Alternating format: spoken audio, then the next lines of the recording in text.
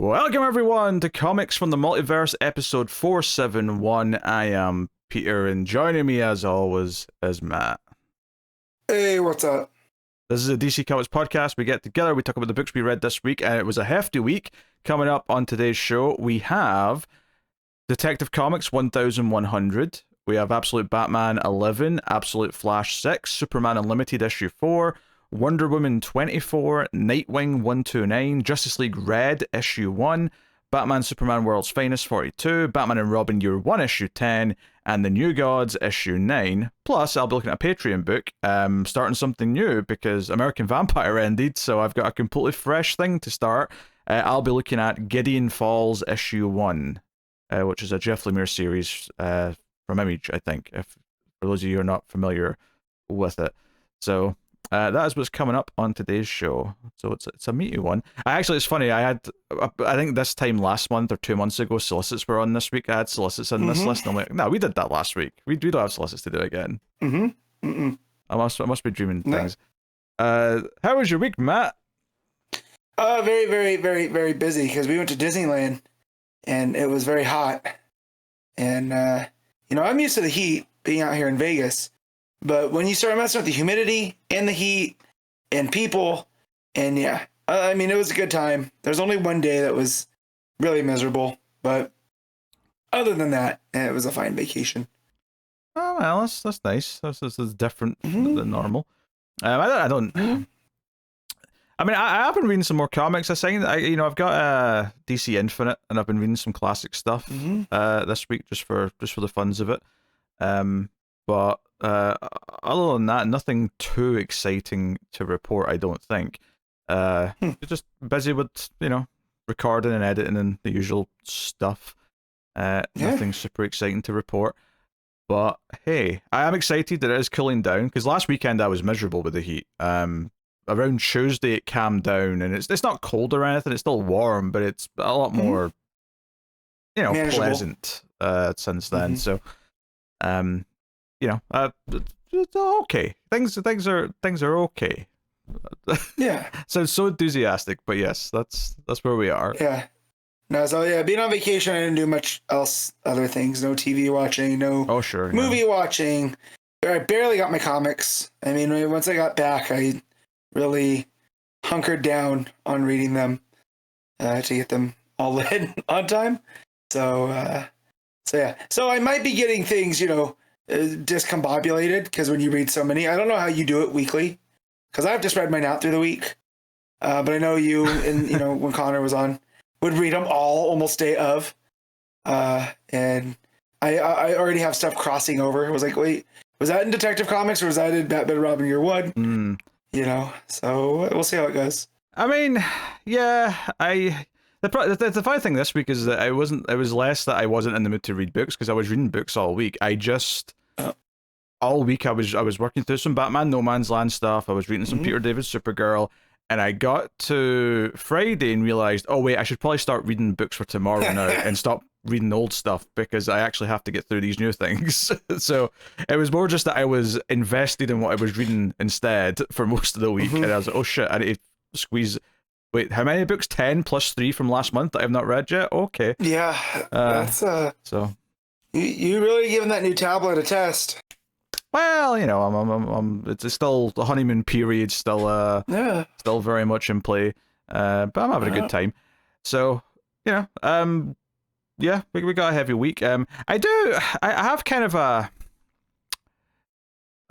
second top 10 maybe to talk about this week. But we'll do it at the end of the show rather than the start with the other one, because it's more about opinions on books rather than just how many they sold. So it just feels like it makes more sense after we've already talked about how we felt about the books as opposed to before. What is this? Man, it's nothing that complicated. I'm just warning you. Keeping me on my toes. Yeah, I'm just giving you a little heads up so you're not freaking out when I'm suddenly bringing something up, right, in about 3 hours' time. So, without further ado, we'll dive into the first segment, which is the Kindle rankings, formerly known as the Comicsology Top 10, which is still, it's on the timestamps every week. It still says Comicsology Top 10, and I refuse to change it. because I'm lazy more than anything else. But here's the thing: it'll always ComiXology to us, right? Yes. That's how we're gonna keep the memory alive. Yes, we'll always remember it fondly. So yeah, just looking at the sales rankings and on the Kindle store for the time of recording, because obviously they can change. I mean, admittedly, I think by Saturday they're pretty locked in stone, but yeah. Yeah. So Matt, you got a guess for what number one is from this week's books? I'm gonna guess Absolute Batman. It is Absolute Batman. Number two though is Imperial, which is a Marvel event by Jonathan Hickman. So that's a thing that's happening. Number three is Absolute Flash. Number four is Detective Comics. Number 5 is Superman Unlimited. 6 is Justice League Red. 7 is Wonder Woman. 8 is Amazing Spider-Man. 9 is New Gods. And 10 is G.I. Joe.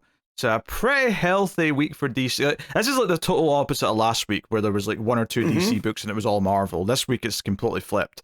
And DC have got a lot more books out this week, admittedly, which is probably part of why it's like that. But still, good showing, all the same. And just outside the top 10, World's Finest is at 11, Batman and Robin Year One's at 12, Nightwing's at 14. So, you know, even just outside of that 10, there's DC books, you know, inching up the way. So, not too bad, all things considered. Except maybe like Catwoman, which I don't even see in the top like 25. So that's the thing. More on that later in the other top 10 that I'm trying out. I don't know if we'll keep doing the other one, but we'll give it a try. Wow. So, all right, we can get into the books then, because we've got a lot of books to talk about this week, so no need to dilly-dally. Detective Comics 1100, Tom Taylor writing, with Mikel Janin on the art. Of course, I am referring to the main story with that pair of credits. We'll bring up the other credits as we get to the other stories. This is an oversized, you know, anniversary or special issue, because it's, you know, 100 that they've hit, which is fair enough. They always do it. They tend to do it for all the 50s as well, to be honest, but maybe go a bit more all out for the 100s. So the main story is interesting because obviously we just finished an arc with 1099. I had to think about the number there. So this was kind of open to maybe be the start of a new arc, but Taylor's not done that. Taylor will start his new arc with the next issue, presumably. Here, he gave us effectively a one-shot that is silent. There is not a single bit of dialogue in the entire story, and it's all about Batman, you know, taking out this thug that was kind of like, that ran into a kid, and this kid happened to be putting up Lost Dog posters. So it's a story about Batman using the Bat Hound to find this lost dog, and it's all played out in silence. And at one point, he makes you think that the dog is dead and in a box, and that's what he's going to go tell the kid. But then it gives you the happy reveal that no, the dog's in the box, the dog's alive, everyone's happy.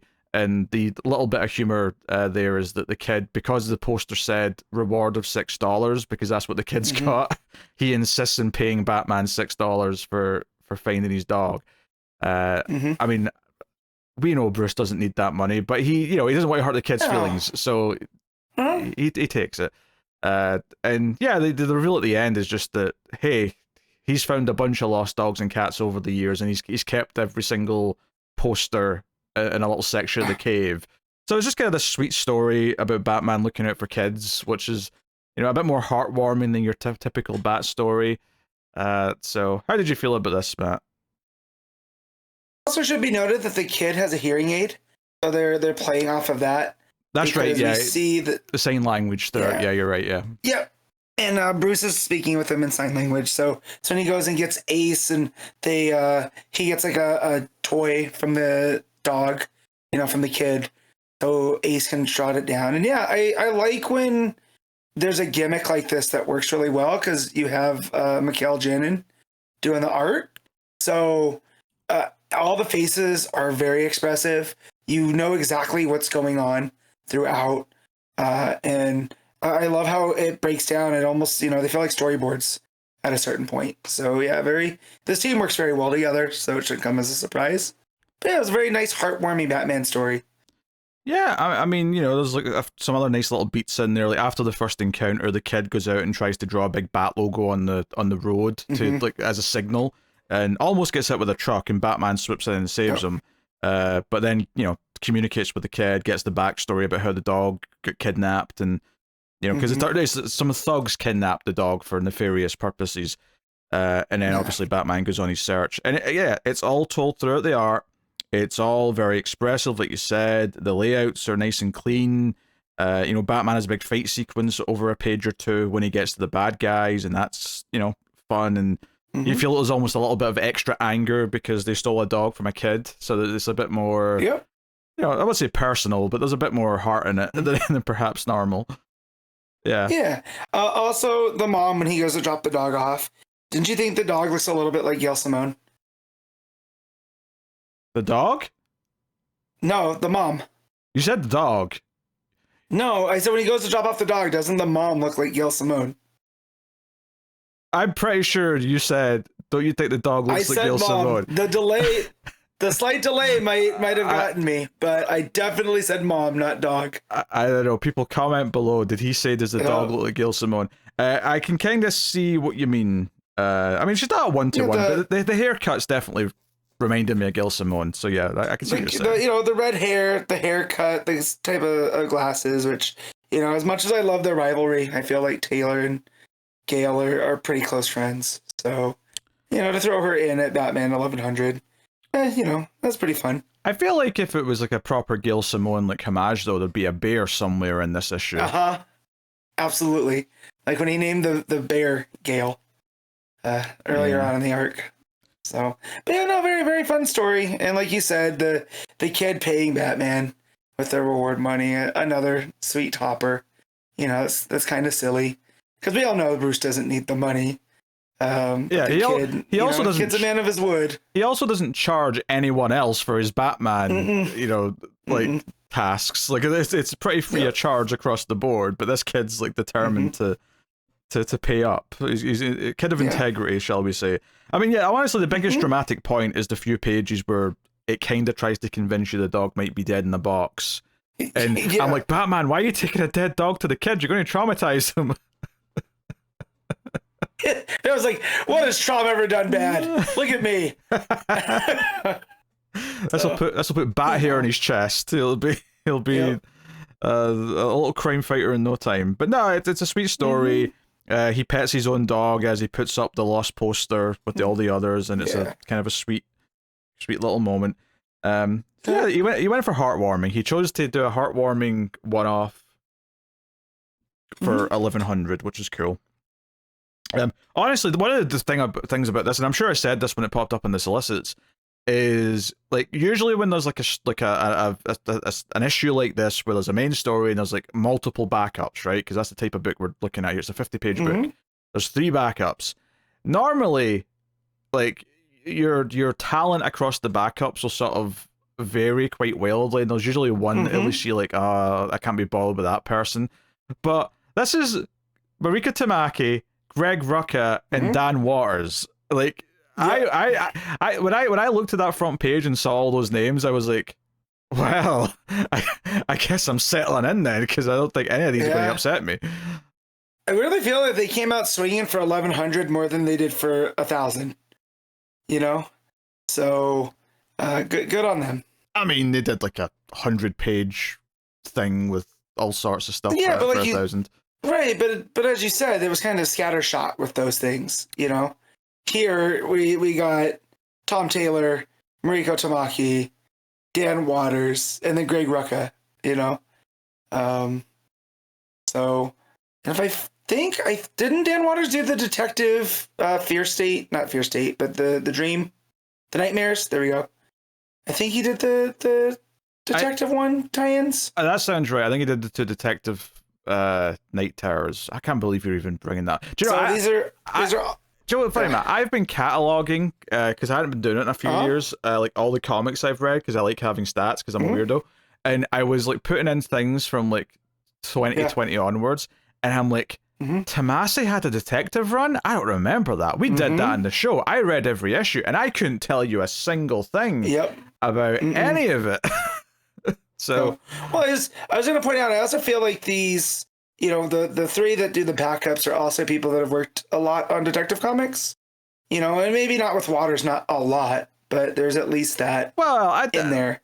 I think you're reaching to say they've all worked a lot on Detective. I think it's maybe more broad to just say they've all worked with Batman to some extent, because Waters is doing another Batman, arguably the best Batman book right now. Tamaki had a nice big chunky run on Detective a few years ago, and then of course Rucka was doing Batman stuff way back, and in fact, hell, I've been reading some of his No Man's Land issues just this past week. Like he's been writing Batman stuff for decades. So they got kind of an all-star team of mostly modern, but Rucka's kind of the old guard out of the batch. But anyway, so the second story here is all about Batman's out dealing with the Joker, but the actual framing device of the whole story and what we're actually hearing dialogue from is all this fancy gala dinner that's to honor like citizens in Gotham who have done good things, like they're basically getting humanitarian awards or things like that.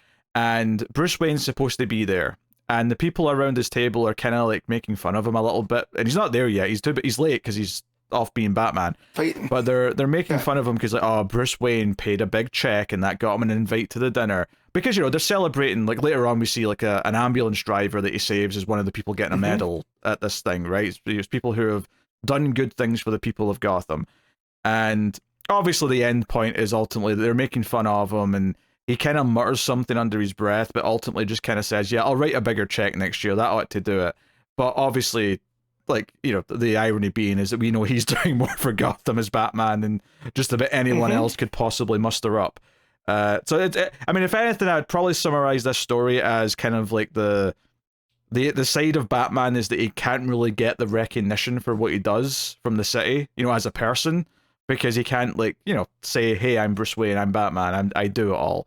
So it's all about kind of just the fact that he has to kind of, like, pretend to be, like, an asshole who doesn't do anything in his public life, but he's actually, off saving people constantly and deflating things. So I think that's the thing that stuck out to me about all the stories in this, is they all felt like they were kind of trying to, and a lot of specials do this when we get to anniversary issues, but they all feel like they're trying to like tackle just a sort of broad part of Batman's character in like a sort of nutshell. And this felt like one of those to me here. Yeah, I like at the end where the guy that he's talking to is, running for city council, and it's like, oh, I'm gonna make things difficult for you and your rich friends and whatever. And Bruce reaches out his hand and it's all wrapped up from the damage he's taken, chasing Joker, and they shake hands anyway. So I like that subtlety too. Of the, this might be a rich man, but his hands are dirty, but not in that type of way, right? Not like he's on the take or anything, but the bandages around his hands show that he's doing something.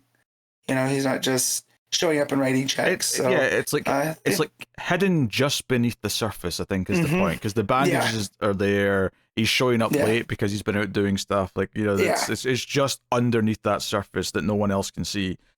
I mean, this is kind of a compliment given the talent in this book, but I think Imanki Hunyulpin, who's in the art for this story, is probably the weakest start of the book, but it's got some pretty stiff competition from Janin and who's coming up later, so I wouldn't read that as too negative. It's definitely the one that's the most house style out of all the stories in here. It feels like the most typical of art for what you typically expect in a modern superhero comic, but it was pleasant enough. There's some fun action art, because part of the Joker thing is that there's a bit of a bike chase where he's chasing Joker on a motorbike, and Joker ends up crashing into this ambulance, which sends it flying over the bridge, and Batman has to like dive down and get her, before she goes out of the water. It's a nice set piece.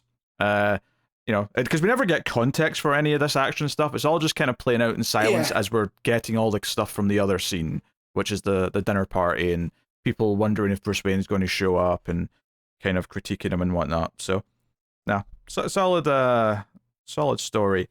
So that was the second one. The third story is called Knife and Gun Club, and this is the Greg Rucka story with Alvaro Martinez Bueno on the art. Gorgeous, obviously. Just as soon as you see that artist name, you're in for a good time. It's very moody. And the entire conceit of this one is that it's set at the emergency room, just on a random night in Gotham, and this one doctor is going for a break, and she's kind of frustrated because, you know, they keep having to deal with bruises and broken bones, and she, you know, makes a couple of comments about, oh, how many more is he going to send in here? And she's like being kind of critical, and she's being kind of anti-Batman in her attitude. But when she goes to the break room, this other doctor's in there, sitting in the dark, and she's like, hey, when did you transfer here from, you know, I think it was Midway City? And she's like, oh, like 7 months ago. Is it? Oh, you're still pretty new. And this older doctor basically says, hey, I remember when I started here. Like, every night we were dealing with knife stab wounds, gunshots, and it was all, you know, it wasn't just the gangsters, it was civilians, and the cops were kind of some of the biggest perpetrators of them all. And ultimately basically saying, hey, it's great that all we are doing is treating bruises and broken bones. Like, Batman has changed what we are treating on a nightly basis so much you have no idea. Yeah, the worst thing they're dealing with now is concussions, you know? And so it used to be gunshot wounds and stabs, and that's where the doctor, they called it the knife and gun club when you're working overnights, because that's what mainly you were dealing with those type of wounds, you know? So it was like, yeah, no, he's made a difference, and like, yeah, you might not agree with him, but even just how we're dealing with these people is a lot, I wouldn't say easier, right? Because you're probably dealing with a lot more of these type of things. But yeah, it's not the same type of severity. Yeah, well, I mean, she even says, like, it's not like there's never a stabbing or a gunshot wound. Obviously, it still happens occasionally, but it's not this sort of frequency, this Wild West that it was before Batman showed up. So she, you know, basically sticks up for Batman and makes it clear that, you know, this is, you know, better than it used to be. And then the ending of the story, when she leaves the room, the younger doctor, that is, Batman's actually in the corner in the shadows with like a wound in his shoulder, and this doctor's patching him up. And the story just ends with her saying, you know, you do make a difference, right? And he says, it's easy to forget that sometimes. And that's kind of how it ends. It's just kind of a sweet little ending of, like, you know, Batman's in the never-ending war against crime, and like sometimes, you know, it's something that comes up a lot, is like, has Batman made a difference, or is it just this never-ending cycle? And this person who's like on the front lines of like the results of what the city was before and what it is now is like, no, you've made a difference. Things are unequivocally better. Like, there's no denying things are better than they were before. And I like the fact that it's a new doctor, right? It's not Tompkins that we're used to seeing. You know, Bruce dealing with almost as his personal doctor. So this is someone that works at, I would say, like Gotham General, you know, and so it kind of was also in that vibe of Gotham Central, which shouldn't come as a surprise because it's Rucka. True, yeah. And that we're getting Batman from the perspective of the doctors instead of the perspective of the cops, which I like. I really like when Rucka brings that differing perspective. And like you said, he does make a difference. You know, the doctors even are noticing it. So yeah, it's like the impact of Batman here. Yeah, it's something that really helps build him up as like a myth to the reader, because it's like we're getting these perspectives of people who live in the city rather than just always following what Batman's doing and how he's problem solving and fighting people. It's like, no, here's how his impact is spread amongst the normal people. So, and like you say, yeah, there's a good comparison here between this and Gotham Central. It's just a different part of the city that's, you know, given their viewpoint on him effectively. So hey, if we get a Gotham General series for a bit with Greg Rucka writing, I wouldn't be complaining.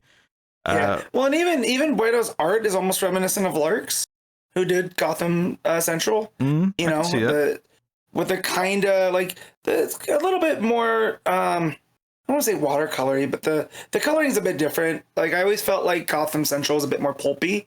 This doesn't have that pulp kind of vibe. A lot more clean style to it. So it did make me miss Nice House, though, you know, because seeing this art here and that type of stuff. So, you know, but yeah, I would definitely take a Rucka Gotham General book. That would be real cool. Yeah, for sure. Yeah, I mean, Nice House, like, you know, it's on its break halfway through the story, which it did for the first series as well, to be fair. So I don't think it's anything to worry about. Oh yeah, no, I'm just saying I miss reading it just because, you know, at least even if I don't know what's going on, the art always hits, right? Like, you know, as the story's unfolding. So no, the art in this was gorgeous. There's just kind of a moodiness to it because there's all these heavy shadows, and I mean, not even just wants to get into the darker break room, but even like out in the the front, and they're bringing in the stretchers and stuff. There's just kind of a, you can it really gets across how tired the Doctor is. Like, she's taking off the bloody gloves and throwing them in the trash, and everything's just very, it feels very lived in a way where it doesn't just feel like a clean comic book, and I like that.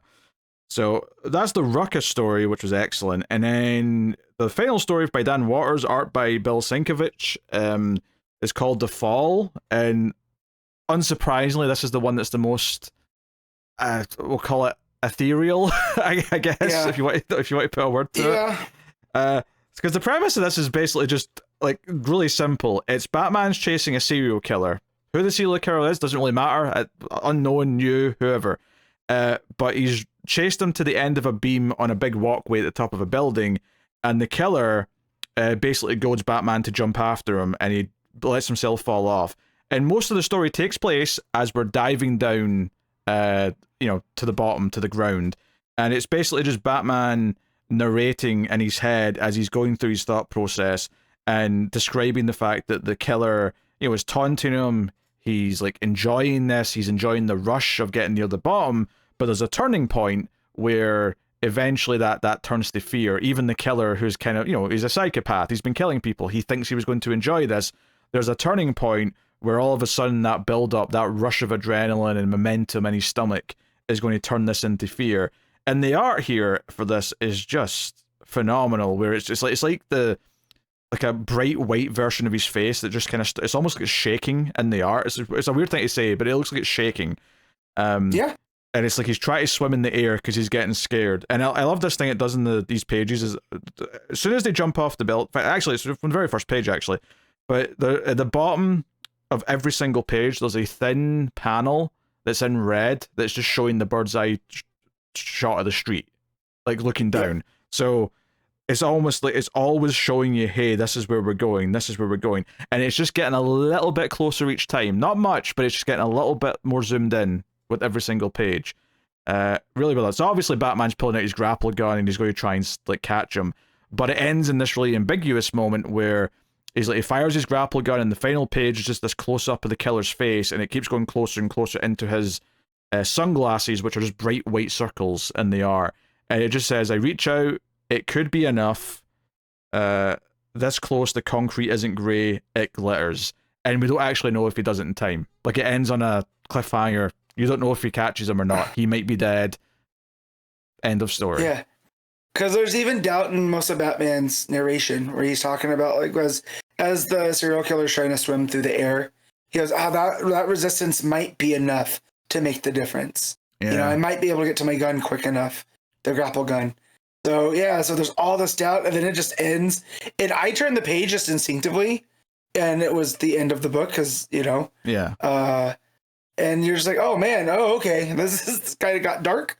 Why is it glittering? Like, I know, I get it. If you imagine like concrete after it's been raining, right? Yeah. It looks glittery. Like I get I get the visual anyway, but I think what this is getting at, other than just the literal of what's happening, is this idea of Batman's entire war in crime is this like endless struggle, which might never succeed, kind of thing. So it's like he's going to try anyway. He's always going to try. Sometimes he will succeed, sometimes he'll save the person, sometimes he won't. But there's something really poignant about the person he's trying to save here being the bad guy, like being the killer, who is enjoying what he's doing until it turns to fear at the last possible few seconds, where he's like, oh no, I might have made some mistakes. Like, Job from Arrested Development, no. I've made a huge mistake. I was like, oh no, the consequences of my actions. Because again, this guy doesn't fall. He essentially jumps. Yeah, he lets himself fall. Yeah, he just topples over the edge. Yeah. Yeah, and there's a smile on his face on that page when he goes over. So, as that smile turns to fear, and again, it's just Dan Waters is one of the best people doing it right now. Which makes me want to go back and check out some of the indie creator and stuff just to see how, because only have really read his Nightwing and his Batman at this point. So curious to see where it goes. But yeah, this whole thing with Batman's doubts and the way Sienkiewicz's art works with it some fantastic stuff. Yeah, and one of the things that I'm noticing as well, looking through it, is that after the initial jump, right? So you don't actually see his face. Like, so you see his face as he's about to fall over, right, and let himself fall, and then you don't see his face again. It never cuts to the killer's face until the moment where it turns to fear. That's when you see it for the first time again after that, or the next time. I think that's a really interesting choice. It's not like we're seeing, like we're hearing Batman describe how he looks before that point, but we don't see it until he turns to fear. And then the way the art is drawn is so gorgeous and nightmarish. It really looks like a, something like from like a David Lynch nightmare or something. The way it's, it feels, ethereal is kind of the word I used earlier. Maybe, like, I don't know, like oppressive and like it's all these things. It's nailing all these kind of vibes and atmosphere. That it's ethereal but also gritty in the way that Sienkiewicz can, right? So like it's dreamlike but it's sharp, So like there's these contradicting things in the art that make it unsettling, which I guess would make it Lynchian, right? So yeah, man, a good team up. I would like to see like a whole, an issue like this, of Waters and Sienkiewicz and really see what they can do together. I mean, Waters is on an ongoing right now. It's not impossible that Sienkiewicz might end up on an arc in Dark Patterns if that can happen. But no, I mean, this was really simple, obviously, but like it was just such a great like vibe and experience, and then ending on that kind of really ambiguous, like does he do it or does he not? And then the fact that the final panel is just a black panel that describes what concrete looks like as you're about to hit it, but we don't know if he actually does hit it is quite interesting. I mean, you could argue that maybe having time to process how it looks maybe implies that he's been grabbed at the last possible second and he's staring down at the concrete, but I don't think you need to read it that way or whatever. I think it's very open for a reason, and I like that it doesn't give you the answer. So no, very good. Honestly, as far as like special anniversary issues go, like this is probably one of the best ones I've read because I didn't dislike a single story in it. Yeah, no, this one was really strong. And yeah, I thought that the table was set really well with Taylor and Janin. So, and for them to all follow through. And I would say even the Tamaki one, which is still decent, it's probably my least favorite just because it's so typical of what you would expect in one of these. Yeah, it's almost. I mean, it's the weakest Batman in the community. Yeah, it's the weakest, but it's not like it's up against some really tough competition in comparison. Like in a regular anniversary style issue, like that would have been one of the standout stories, but because it's up against a Greg Rucka Batman story and it's up against this cool ass like weird nightmarish like short story from Dan Waters, it's a tougher thing to compare to. But like if that's the floor for your anthology issue, then we're in a pretty goddamn good place. So I'm pretty pleased with this. Yeah, so I have nothing to really say other than it's great. Obviously, I went through the plots really quickly because the first one, because there's no like narration or dialogue, it is quite simple relatively to describe it, and then all the other ones are all a bit shorter. So yeah, it was very quick to go through the stories, but lots of great vibes as I was reading it, and sometimes when you pick up a book that's 50 pages, and you're so used to reading 20-page issues of comics, it can feel a little bit like, oh, this is going to feel like a bit of a chore compared to normal. But because that first story had no words at all, and then the other ones flowed very well, like I barely felt the extra length, honestly. No, I read this in 2 parts. I started it when I was at work, and then I finished when I got home. And I kind of forgot, because reading it digitally, you don't, like, when I'm reading it physically, you can kind of always feel how much more you have to go. I got done with it, and I was like, there was no way this was 50 pages. Just because of how quick I got through that first one. And then the last 3, because that's where I had stopped, was after the first one. I was like, oh man, I thought this was extra size. And I look at the page count on the reader. It was like, oh, we're good. I mean, it's very easy to take a break in a book like this, though, because there's natural chapter endings to kind of like, take a break on. But Anyway, what are you giving Detective Comics 1100? I give this an 8.5. I think I'm happy to go with a 9. I think it's an excellent anthology issue, and I think that Greg Rucka story tips it for me into that 9, because that's kind of the cool vibes and stuff that I really like about when he tackles Gotham in some way. So no, I'm glad Rucka's writing stuff again. I know this was only just one short story, but he's got that other miniseries that he just started, so I'm glad that we're getting Rucka on a somewhat regular basis again. It's nice to have. So we'll get into the next thing. Absolute Batman issue 11, Scott Snyder writing with Clayman on the art. So yeah, I will admit, Clayman's good, but it was kind of like, oh, it's not Dragot, especially since I read issue 10 like yesterday, so like I was quite fresh in my head, so I'm like, oh, this art feels so different. And obviously it's doing mostly a flashback story, and even then when it's not a flashback, a lot of it's like this hypothetical what could happen, which if you didn't get right away, as soon as Batman gets his arms cut off, I was like, okay, I don't think this has actually happened yet. I think this is just Alfred predicting what could be happening. I don't think so. I think this is what's going on in Arc M. I feel like there's some body horror things going on, and that Batman is getting his arms cut off and they're just reattaching them. Matt, I think you've misunderstood this issue by the end. Maybe? Because reading it, I was just like, okay, so we're doing, because the last issue, right, was everything that Batman had gone through. Right, and they keep, he gets the cowl, he goes through, and he will not be broken, right?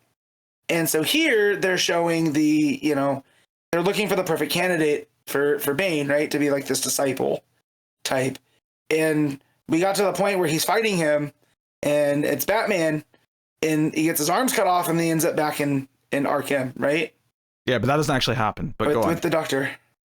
So okay, so what part tells you that it didn't actually happen? Well, I mean, Alfred is basically saying, okay, this is what's going to happen, and this is what you're going to do. So this is what he's going to do, and describes the plan and the fight that happens. And Bane ripping off his arms, which is brutal as hell. You see blood dripping from his wounds, all the rest of it. And it shows you them taking him back. It's like, yeah, he's the perfect candidate. We're going to turn him into Bat-Bane, whatever. And we see like what he's going to look like as Bat-Bane. Right, and I'm like, okay, we're RoboCoping Batman, but at the end, he basically says, well, that's what would happen, that's what will happen, which is why he's not going to do that, because he can see what's coming as well. The ending reveal is that instead of going after Batman, like he said he was going to, like throughout the bulk of the story, is that instead he goes to his friends, he goes to Riddler and Harvey and that group. That's where he goes to at the end instead of going to see Batman. So Batman's still out there with his arms. Like, he's not went through all of that. That's what it says at the end, man. So it's because he won't be broken. This is how I read it, right? Is that even if they keep doing this, there's no amount of physical things that Bane is going to do to Batman that's going to stop him. Right? So in order to get to him in that way, in the way that the Man in White got to Bane, right, was through alternative channels. And that's what that ending, that's how I read that ending, was those are the alternative, that's how they're going to break Batman. Because they can't do it physically. They chopped off his arms, but Batman's still not going to. No, they didn't, man. Like, adamantly, they did not. That's the point. He's doing this instead because he can see it all playing out, and he's not going to go do that because he knows it's not going to break him. He goes to the friends instead. Batman's still got his arms. I will bet you thousands of dollars on this, Matt. Just went to Disneyland. I don't have thousands of dollars anymore. How convenient. How convenient. Yeah. Right. No, they like. But if I did, I would make that bet because I feel.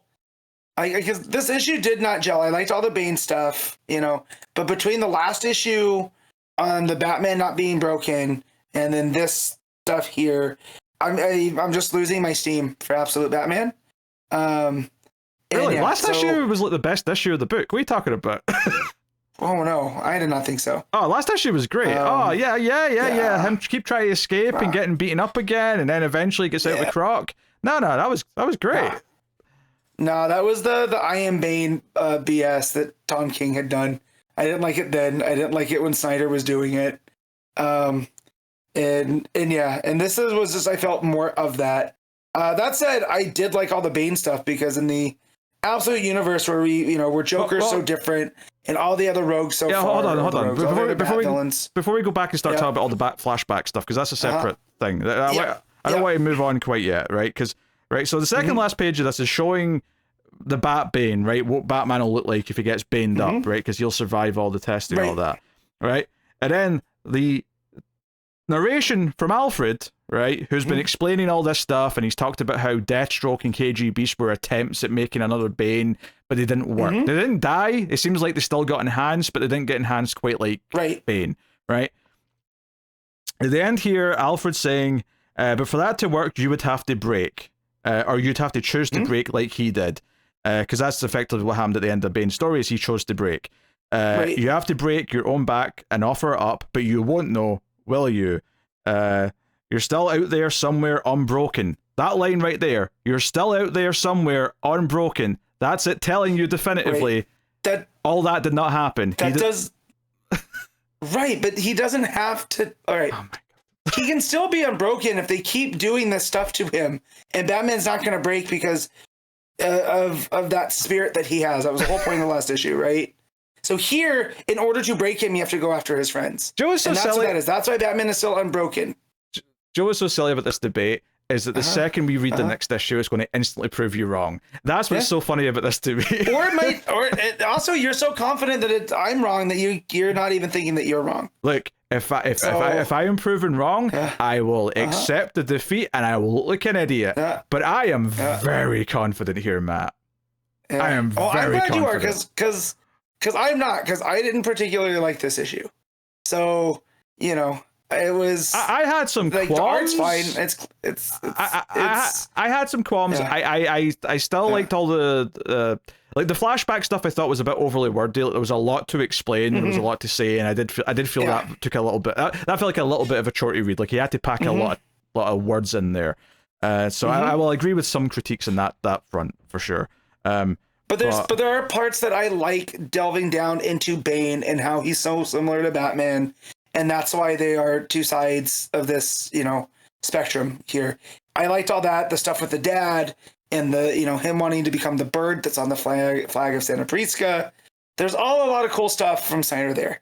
But also Snyder's still the guy that made the Batman making machine. All right. So I have trust issues. Sure. And I feel like this is more of the Batman making machine. Is that no matter what the trauma that Bruce has gone through, it's just going to make him stronger because that's Batman. And I'm so tired of that trope. And it was, it was so nice not going through that with Absolute Batman in the first, the first arc with the Black Mask and all that type of stuff.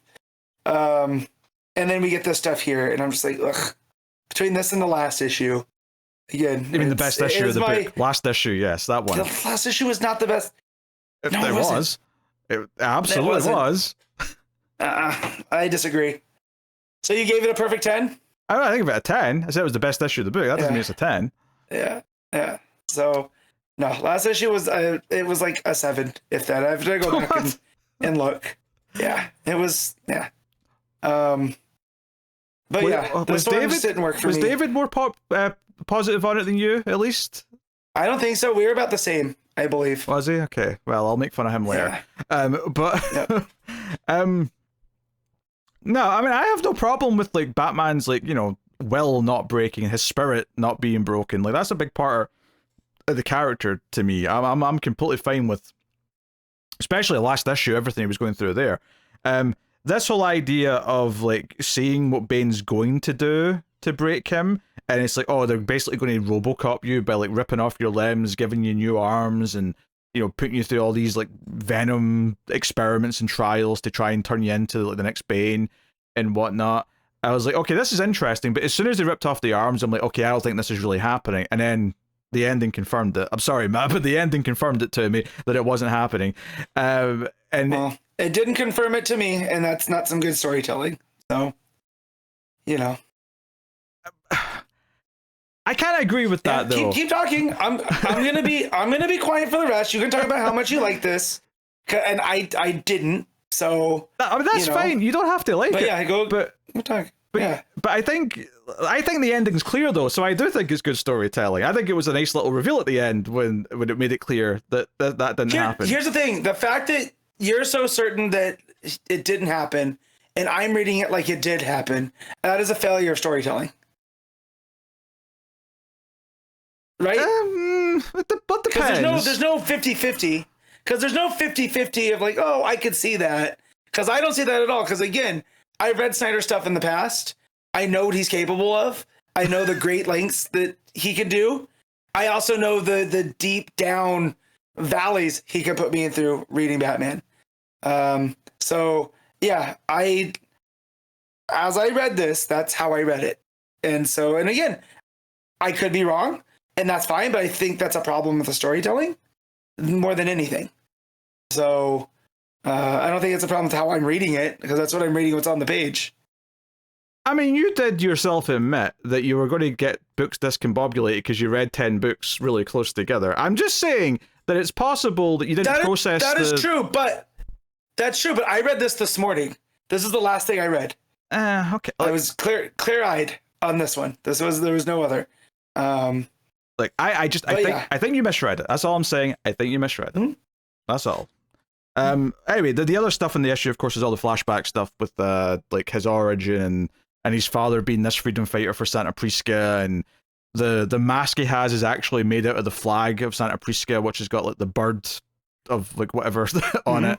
So there's a lot of talk about becoming the bird, becoming the phoenix, all that. And it spends a lot of time going through, they tried to do an uprising and they got imprisoned. He was still a kid and it was really tough on him.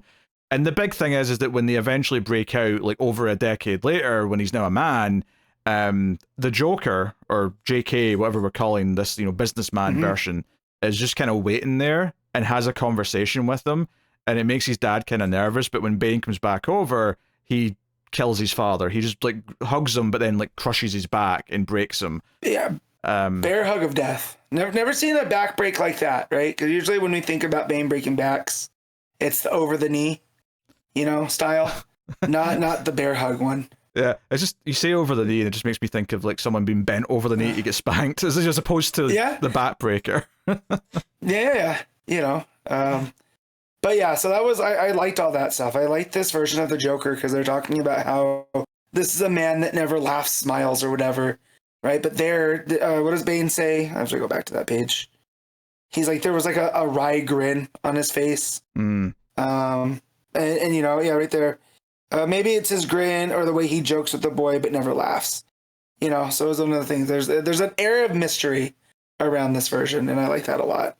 Yeah, it makes me wonder if there is going to be something that sort of like makes him laugh and how unsettling that might be when it happens, since it's something that he specifically doesn't do in this universe. Right. But I don't know. I did sort of like the mystique of the Joker part of this. My only real problem with it is just that like there was so much dense stuff to talk about during the flashbacks that it did feel like a bit more like it felt very wordy on those pages early on, specifically. Once we got to like halfway through the book, it kind of cleared up a little bit and it was less so. So I would dock it a little bit for just kind of the flow, I guess. But I did kind of like this kind of pivot to Bane where he's someone who kind of chose to align himself to a higher power, which is kind of not what regular Bane is, like that regular Bane's a bit more kind of like true to his ideals, whereas this Bane's like, no, I'm giving in to the big scary man in the machine. Because he talks about how, Joker said, hey, you come work for me and like I'll make sure Santa Prisca thrives. I'll make one phone call and this place will have like schools and hospitals, everyone will have like computers and technology, it'll be like a little paradise. And he basically sells out.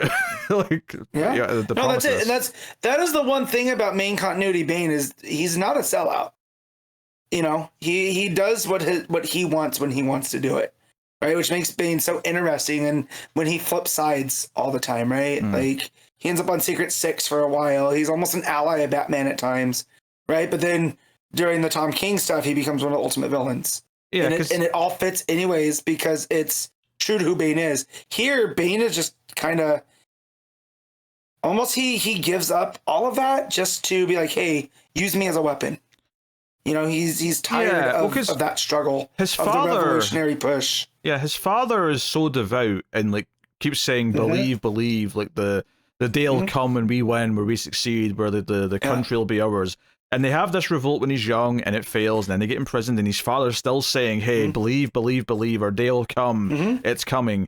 And, like, he buys into it because that's what his father's telling him, seemingly for a long, long time, but after over a decade in this miserable prison where he's eating rats and, like, try to, like, not drown in sewer water or whatever's happening when, you know, like, the tide's coming in, you know, he just, like, he's offered all these things. He can have that better day for Santa Prisca in like a second, and a 1 second decision he can make it happen, make everything his father said they could earn the hard way happen instantly.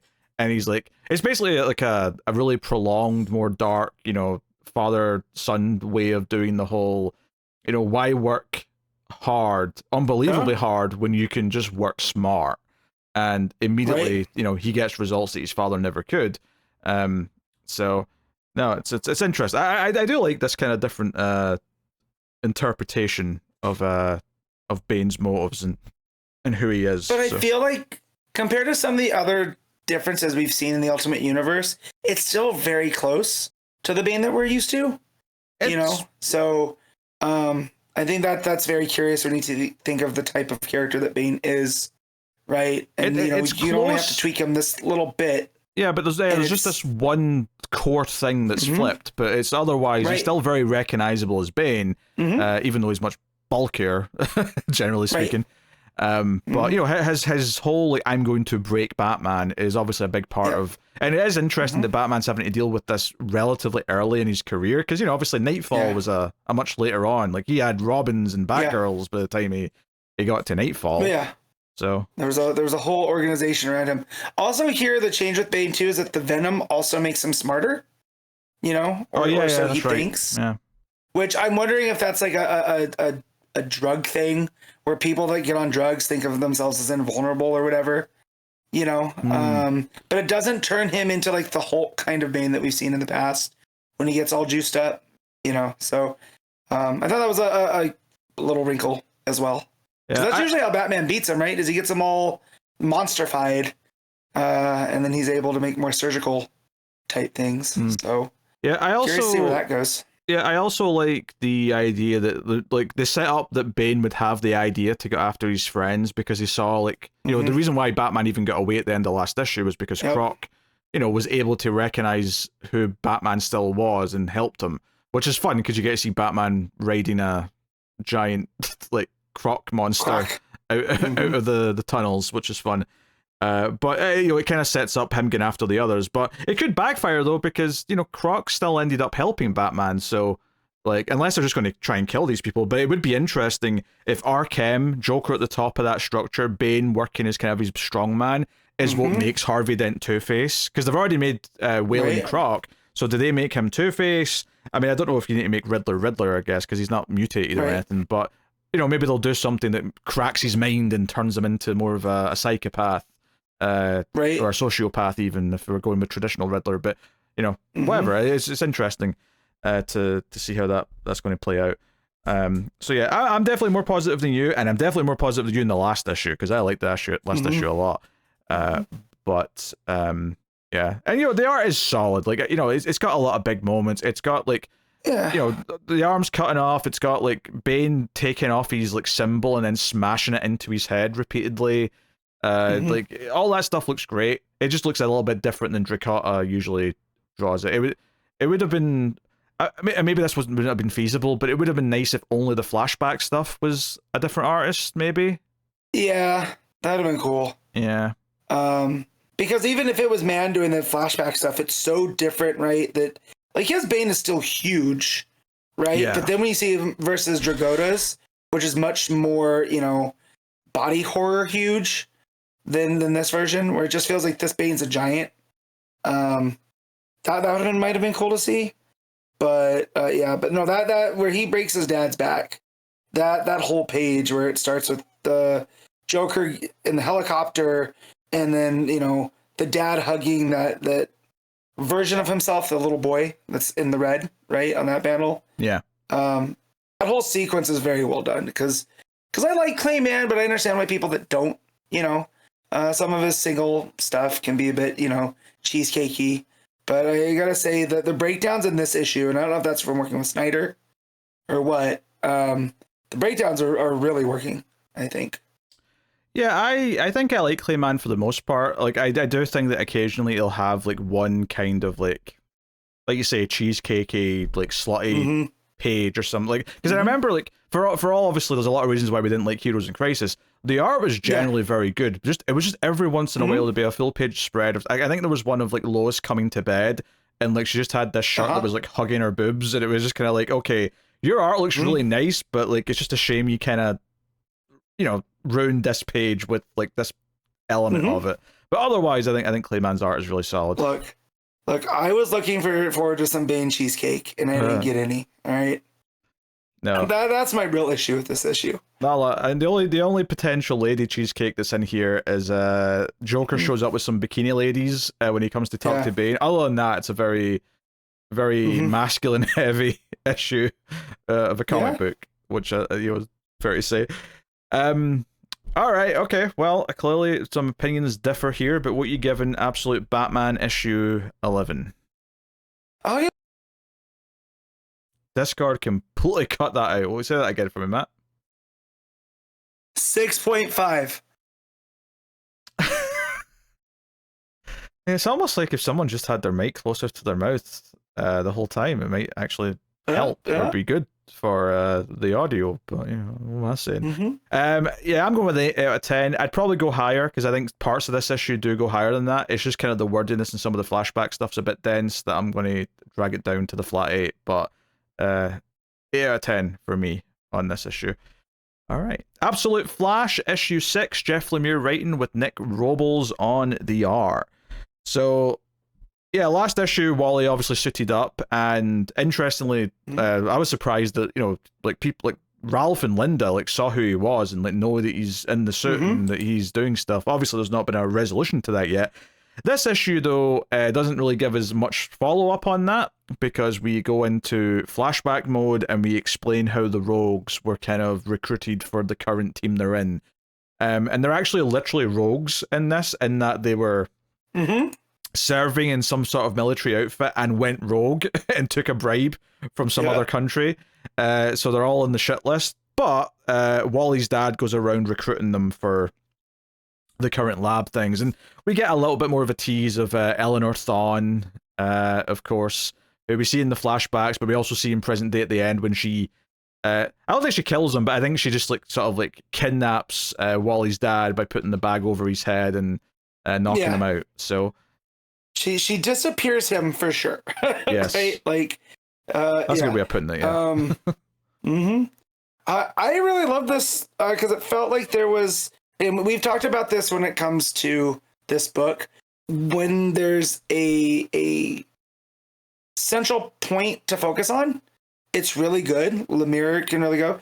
And going through and introducing us all to these rogues and kind of the sorry state they're in and why they chose to go work for Wally's dad, I really like slowly uncovering all of these and the dynamics between them, and the fact that Glider, right, is paraplegic, and so that's why Len is looking after her in this one, right? And it definitely made me feel a bit more like, what's the word I'm looking for? Not sympathy. Sympathy's not the right word, but seeing them that they're essentially just hired guns that in order to come in and clean up this mess of Wally ending up with the Speed Force or however it goes. Well, I really like that dynamic shift here. Yeah, I think what's interesting to me is that clearly they were all a team before any of them had any abilities or anything like that. Like, they were just working together. Obviously, Leonard's sister ended up, getting injured and losing her legs. And that partly becomes part of the motive for why they're going to work with them. It's like, hey, because obviously this is a surprise to us because obviously she was running around and whatnot before. And obviously by the end of this issue, they show her, hey, here's your fancy robot legs that we're going to give you. But, it's like, hey, you're going to get boomerang, you're going to get fancy boomerang tech that, like, you're going to love using these. We've got technology that's, like, otherworldly. And, of course, when Trickster's like, where did you get this technology? It's, like not in this world. And there's, like, a quick flashback to, like, what sounds like Eobard Thawne and Jay Garrick having some sort of fight about the Speed Force. And then back in 1944? Yeah, back in JSA times, and it just cuts back to Barry's face with a smirk saying that's classified, and I'm like, oh, Lemire, you tease. So, like, hey, interesting stuff, and definitely also establishes that the Thawnes had some conflict with other Flashies in the past, even if they weren't called Flashies back then, because seemingly, why would they be? Right. Well, because we don't know what happened with Jay. He gets pushed in there. That's true. And that's it. Well, right? We don't know if I was to make a guess, either he comes back out with some of this fancy tech from wherever he went, or he just pops back out of the Speed Force at some point in present day, and he's going to be around at some point. That would be my two guesses. But so, like, we get, like, a sense of these characters. We get Lemire looking after his sister, even though she's really grumpy and doesn't want help. And yeah, they all get made this offer, and we get a better sense of who they are, and ultimately they're going to agree to this. It's like, hey, and so we see a little bit more of the experiments. We see some gorillas and a thing. We see that there's basically a mirror master kind of experiment going on with a guy sticking his hand through, like, a mirror and the hand coming out. They talk about that being teleportation. There's also another lab at one point that made me notice the name. I can't remember what it was now, but there was like another one named after a Flash villain that was like this kind of experiment. So, they're really teasing all this stuff, and kind of in the same way that Absolute Batman's like having this Arkham like thing run by this evil company to be like the source of where a lot of the villains and characters like get their powers from. It seems like we're doing a similar thing here with Absolute Flash, where this lab is leading to a lot of the different characters that usually exist in the Flash universe. So they're happening a bit quicker than they normally would, and making them feel a little bit more tied together. Which, on the one hand, it's like, okay, it does feel like everything's tied together, which I would hate if that was a retcon to regular continuity. But as like an alternate universe, I can kind of roll with it and understand why it's like it's neater to have everything come from the same source. Yeah, because always the idea that Flash's villains have tech that try to keep him, try to disrupt his Speed Force powers, right? The boomerangs, the cold gun, the flame gun, or the, heat waves gun, whatever that is. Here, the tech all coming from one source, and then that source being tied to whatever Wally's going through, too. I think it's some crafty storytelling. And will it pay off? I'm not sure yet. Because I have questions about that gorilla, right? Because we have Grodd, So what's that gorilla going on here? Like, is that supposed to be Salivar? Or is there a gorilla city still in this universe? Yeah, I don't know. Those type of questions. That could just be the mother of Grodd or something, because if they have been working in a lab to make this Grodd, maybe they had to do something to a pregnant gorilla to make it happen. I don't know. Yeah. I guess, the big ending, obviously, as we kind of got to, was like, present day, Wally seemingly calls his dad finally to say, hey, something's happening, I'm freaking out. And just as he's about to start like talking to him and give him some sort of like hope or like instructions, the bag comes over his head, and it's Eleanor Thawne's and her grunts that are grabbing him. So it's a fun cliffhanger. I do think this backstory in the Rogues was a wise thing, and I guess this was probably the right place to put it. As much as there was stuff that I wanted to see more of from last issue, I do think that kind of worked as the end of an arc, and if this is like the end of the first collection, this makes sense, or maybe the start of collection 2. But either way, this was a decent cliffhanger for this month's issue, so I kind of get it.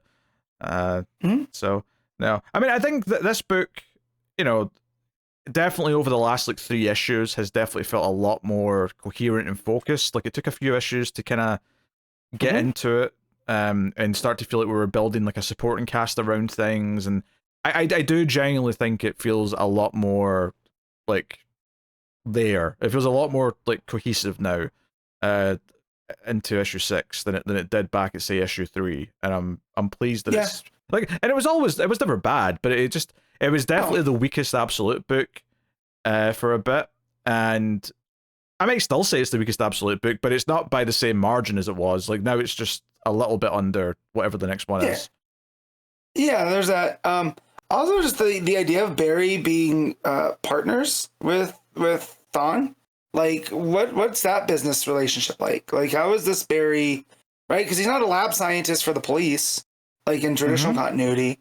You know, he's doing like, you know, full on theoretical physics lab stuff. So like, what's he in this for? Because it seems like Thawne's a pretty bad, you know, as we've seen, we've gotten teases for that one shot that's coming out with all the villains teaming up in the Absolute Universe. So like, what was he up to? Is he actually just trying to do good? And now that he's gone, she's able to fully embrace. I mean, yeah, the bad side. Did he know that she was bad? Like, I mean, we don't even know that at this point. No, so because there's that, you know, there's that panel where he says, you know, my partner, Dr. Eleanor, I can't wait to show you, and it's all the weapons. You know, it's all that type of tech that they've been working on. It doesn't seem to come off as sinister. It's almost like he's excited to show somebody, look at all the cool stuff we've been working on. So yeah, there's this, you know, put a little bit of some breadcrumbs along the way too. And I especially want to know what's been going on in the Mojave Desert since 44 with the Speed Force, right? Like with Jay and this whole secret area. I mean, that they're at. 1944 like instantly made me think, especially with it's in that desert. I was like, oh, is this like tied to nuclear testing and things like that? I was wondering if it was going to be filling into that bit of history. Then again, who's to say what the 40s were like in the Absolute Universe? It might not have anything to do with what happened in the real world, like normal. So who knows? Yeah.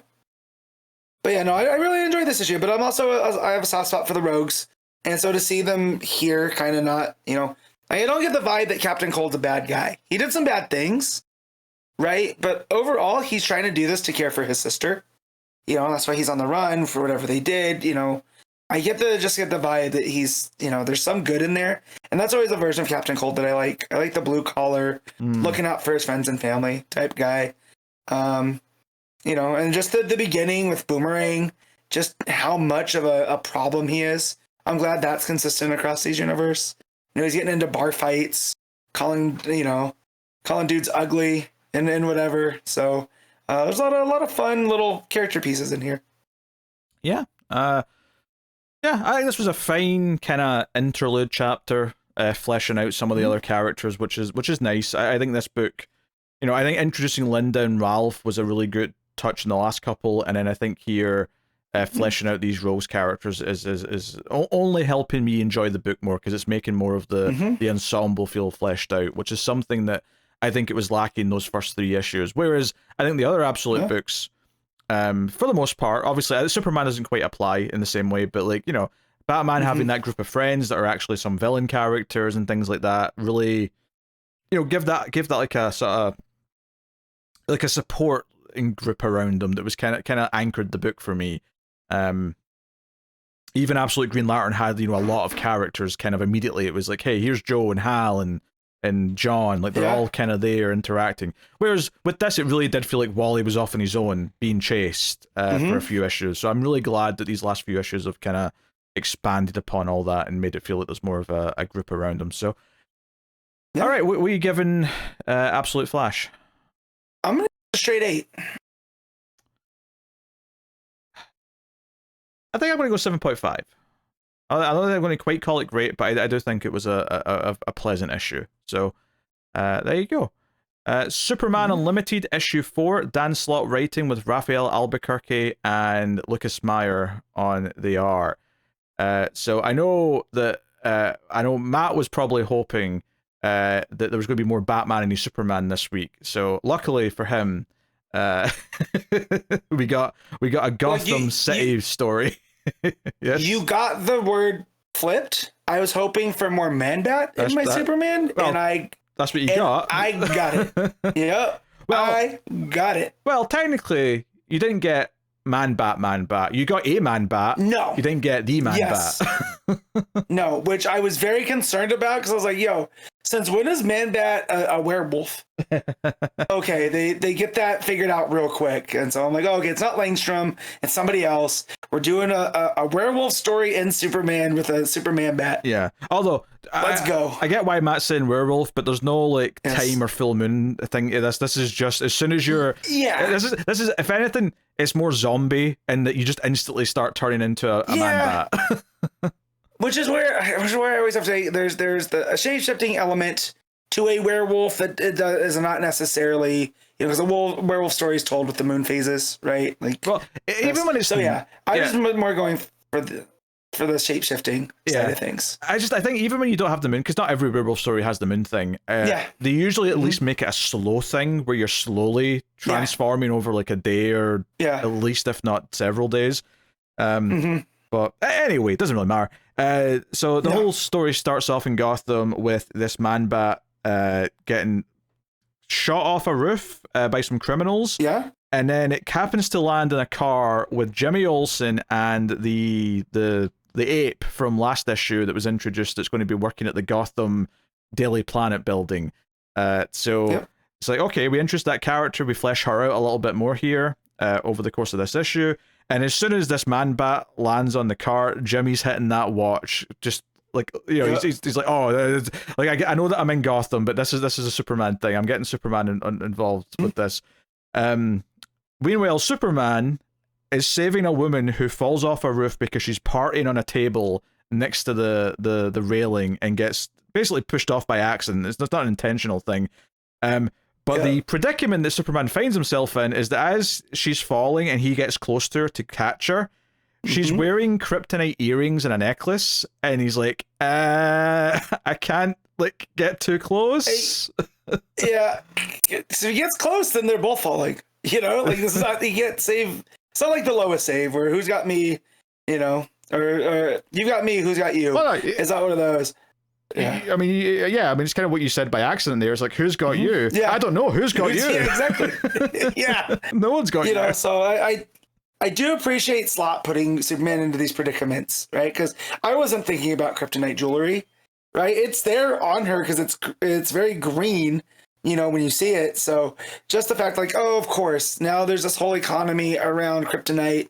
Of course, somebody would be making kryptonite jewelry. And to be clear here, this woman is very thankful because he saves her with super breath. He basically like goes to the ground and just sort of blows up the way to sort of soften her fall. And I'm like, okay, fair enough, that's fine.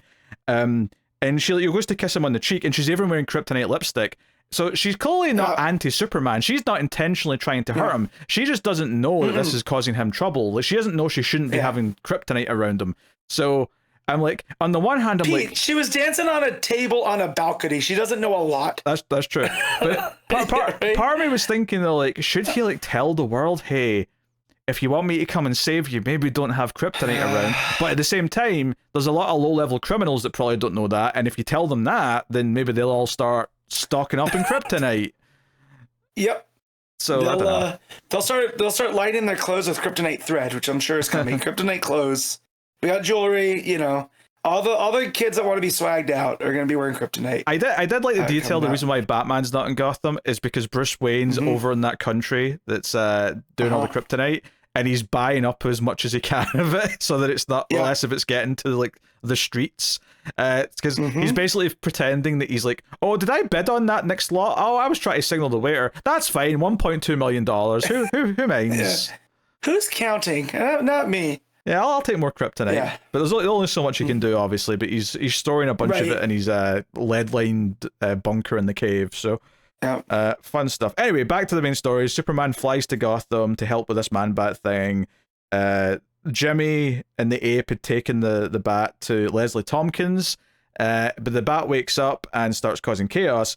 But Superman gets bit. And of course, the reason that he's able to get bit is because he's still been affected by the kryptonite. He brings that up a bit later. So when they're not paying attention, and by this point Damian Wayne has shown up as well, because Damian's been tracking this Man-Bat and keeps calling everyone else an idiot for interfering. Superman starts turning into a Man-Bat. So we get Man-Bat Superman, or Superman-Bat as they call him later. Which I have to admit, I did like the art. Like that full page spread where he's like fully transformed and it's like Man-Bat wearing a Superman outfit is a pretty neat page. I can't deny it. it's a shame that this came out now and not closer to Halloween. Because this has some kind of creepy vibes to it, and the art really sings here. I will say, like, I was a little critical of last issue of this for feeling very standalone, other than maybe introducing this new ape character. But I will say, this is also relatively standard. I mean, this feels a bit more tied into all the kryptonite stuff, admittedly, but it's mostly a one-issue story. I do kind of appreciate this. Feels a bit more old school to me than your typical 6-issue arc that most comics do, where it feels like it's doing a lot of one-issue stories that happen to have elements of the ongoing thing in it, as opposed to this is chapter 3, chapter 4, chapter 5 of whatever. Right. So I do kind of appreciate. If nothing else, I just like that it feels different than, say, the Superman book or the action book right now. It does feel distinctly different to those. It has its identity in the what was the right word I'm looking for here? Not the undertone of it all, but like right underneath is the kryptonite story. This big meteor landed on Earth. This country has it. It's disrupting everything. That's your overarching and how Superman dealing with thing. It. You know, that's your thing that you're coming back to. Yeah, again, subtext. Again. That's the word I was looking for. Is that underneath is all of that type of stuff. And every other issue now, or not every other, but the last 2 issues at least have been these kind of day in the life of Superman and how he's handling this new status quo.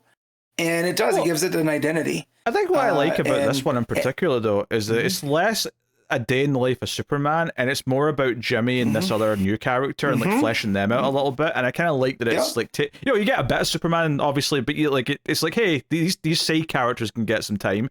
And on top of that, once the ape, who's super smart, reconfigures Jimmy's watch to make it a bat signal watch, and I'm like, wait, what does that work? Is Batman going to hear this? And then it turns out, no, it's going to send a signal to his network. So Oracle gets like a doot on her computer screen, and it's like, okay, hey, don't be mad, but like, hey, we've got a situation, we need Batman's help. And she sends in like the birds of prey. She sends in Canary, Cass, and Barda, which is cool because it's the current lineup, right? So that's awesome. So I like that. So look, I got Superman Bat and I got Barda in one issue. And then you got Black Canary Bat as well. Yeah, and like so, it's just like Slott is writing right into my tastes. So we're like, all right, keep it up, man. I'm enjoying this. Oh yeah. To be clear, I like this issue. Like, I had a lot of fun with this issue. This is probably my favorite issue of the book so far. Obviously, we're playing. We've got Damien. We've got most of the Birds of Prey current lineup here. We've got these new side characters, but all of it merged quite well together. The entire thing ends up being this idea that because Superman is now a bat, and bats have their own type of hearing, he'll be ultra. Like, because Jimmy basically realizes that Superman's still kind of in there trying to signal to him how to stop him, and he's basically saying, "Hey, my hearing's more sensitive now. So if you hit the signal watch, it'll disrupt me, and you can deal with me." So basically, eventually, he says, "Hey, Damien," he doesn't say Damien because I know he's Damien, but Robin, Boy Wonder, get me out of Gotham. So he takes him on his quad outside of Gotham until his watch turns into the Superman watch again, and then he presses the button, and it basically causes Superman Bat pain, and he kills over, and it turns out that's why he bit Black Canary. They theorize is because he knew that Black Canary would be able to like do that to him with her power. So it was being strategic in taking Black Canary out first.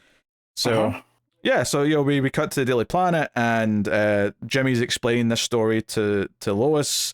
And it's like, okay, so everything's all worked out. Kurt Langstrom helped develop a cure so that Superman's back to normal, so is Dinah. And they're storing the kryptonite. And then the little joke ending here is that there's been a running thing throughout that kept getting mentioned, that someone kept stealing the E from the Daily Planet title on the building. Yeah, in Gotham. Yeah. And they're like, who's doing this? I bet it's the Riddler, or I bet it's Poison Ivy because it spells plant now. But the joke at the end is that it's been Damien, and he's got his own lead bunker. He's like, oh, it's good that Superman can't see in here, and all we can see is just a pile of gold E's that are just sitting. And I'm like, oh, you little like mischief maker. He's just doing it for the lols. Just because he can. I love that. I also love that the signal watch for Batman is the na na na na na, like the old 60s show, versus the ZZZ for the Superman signal watch. That's a very a fun little touch. That's a very meta joke. The characters like won't notice that, but that's for us just to sort of have a little chuckle about. Yeah. But as you know with the sound, because as Super Batman, his scree bat sound, he keeps saying the ZZZ, right? And that's how Jimmy kind of puts it together, that he's calling for him to use the signal watch. So again, a lot of fun with the sounds here. And of course, Superman Bat going after Canary, because the Man-Bat portion of him recognized that was the threat, the biggest one to him. So, and in the art breakdown here, I think all of the Superman Bat stuff, the stuff in Gotham is Meyer, Lucas. It's Lucas Meyer.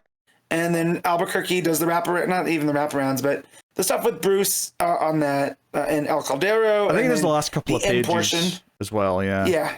I have to admit, the last portion. Obviously, Albuquerque's a very good artist, but I have to admit, when it switched to his art, I did feel a little bit of a that's like, because Lucas Meyer's very good as well. Like, I really like Lucas Meyer. Yes. So I was enjoying his art, and Albuquerque's very good, but I did feel a bit of a difference when it switched to it. So, you know, maybe like, would it have been such a bad idea just to have Meyer do the whole issue? Because it's only a few pages that Albuquerque did. You know, if Albuquerque's going to take an issue off to like keep up ahead with the next issues, then just give him the full issue off. Like, I don't see why you had to do, because this isn't like, you know, because sometimes it's because we're doing like a flashback story and there's a little wraparound, so we want the regular artist to do the wraparound. But this isn't that. This is just another story. So you know, there was no reason for it. He only does. Yeah, Lucas Meyer does, I would say, 80% of the book. And then the Bruce stuff in Al Caldero, and then the last couple pages are the Albuquerque stuff. So that's definitely a weird split. Yeah. You know? Yeah. Like, why not just have, unless Meyer was struggling to finish on time, but at that point, that'd be weird, I think. So I don't know. Anyway. But no, I thoroughly enjoyed this issue. Again, speaks to my tastes, and it was handled well. I like that Jimmy also shows Slott's, you know, he's been doing some research where he's like, I've seen Superman with a lion's head and an ant's head, but a bat, that's new. You know, so I do like that, the kind of reference to the more Silver Agey, which I feel is kind of the vibe. It's not fully Silver Agey, but there's some of that element to it. There's a bit of a zaniness. But this was, if it can keep this tone and this energy, you know, and its identity, it'll end up being one of my favorite books every month. I mean, I don't know if I'm going to go that far, but I definitely enjoyed this quite a bit. I thought it was a fun issue, and if it wants to keep just being these types of stories, and then eventually do something kind of more meaningful with its Kryptonite story, once we sort of maybe build up to that. Like, you know, I mean, even before, I was already liking it more than Williamson Superman, but I think this issue, if we can get more at this standard for me, I'll definitely be like saying this is better than, you know, regular Superman. But maybe better. I mean, I don't know. Action's a tough comparison because it's Waid's doing the Superboy stuff, but I mean, they've both got their own strengths in different ways. I mean, I definitely think I like Waid's writing style more, at least in that type of book. Obviously, I've been a bit more critical of his World's Finest and Justice League Unlimited stuff, but that's a different thing. So, anyway, what are you giving Superman Unlimited for? Oh, as we were talking, I was going to go over high, but I'm gonna adjust it. So I'm going to give this an 8.5. What convinced you to try and adjust it for? Well, just as we were talking about it, you know, and the art split and some of the other stuff, I dropped it from the 9 to the 8.5. You know, because that does make sense. But yeah, I read this week and I was like, oh my god, this might be my favorite thing this week.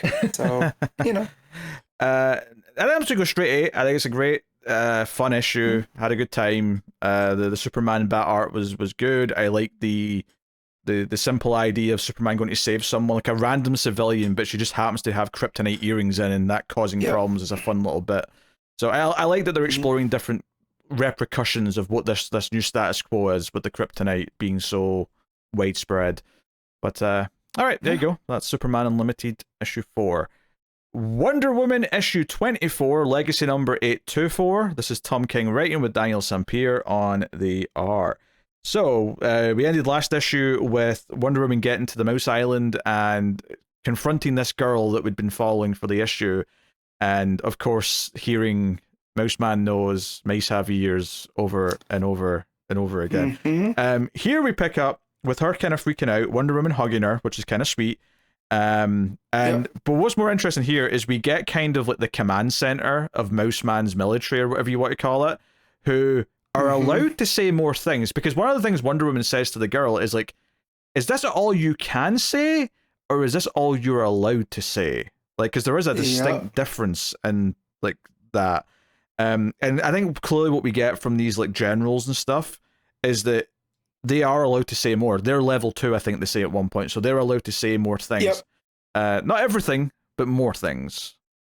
Right, and the closer they get to Mouse Man, right, the more free they can speak. Yeah, because we get up the ranks. Yep. So as we get to the point where we see Mouse Man finally at the end, they're having full sentence conversations.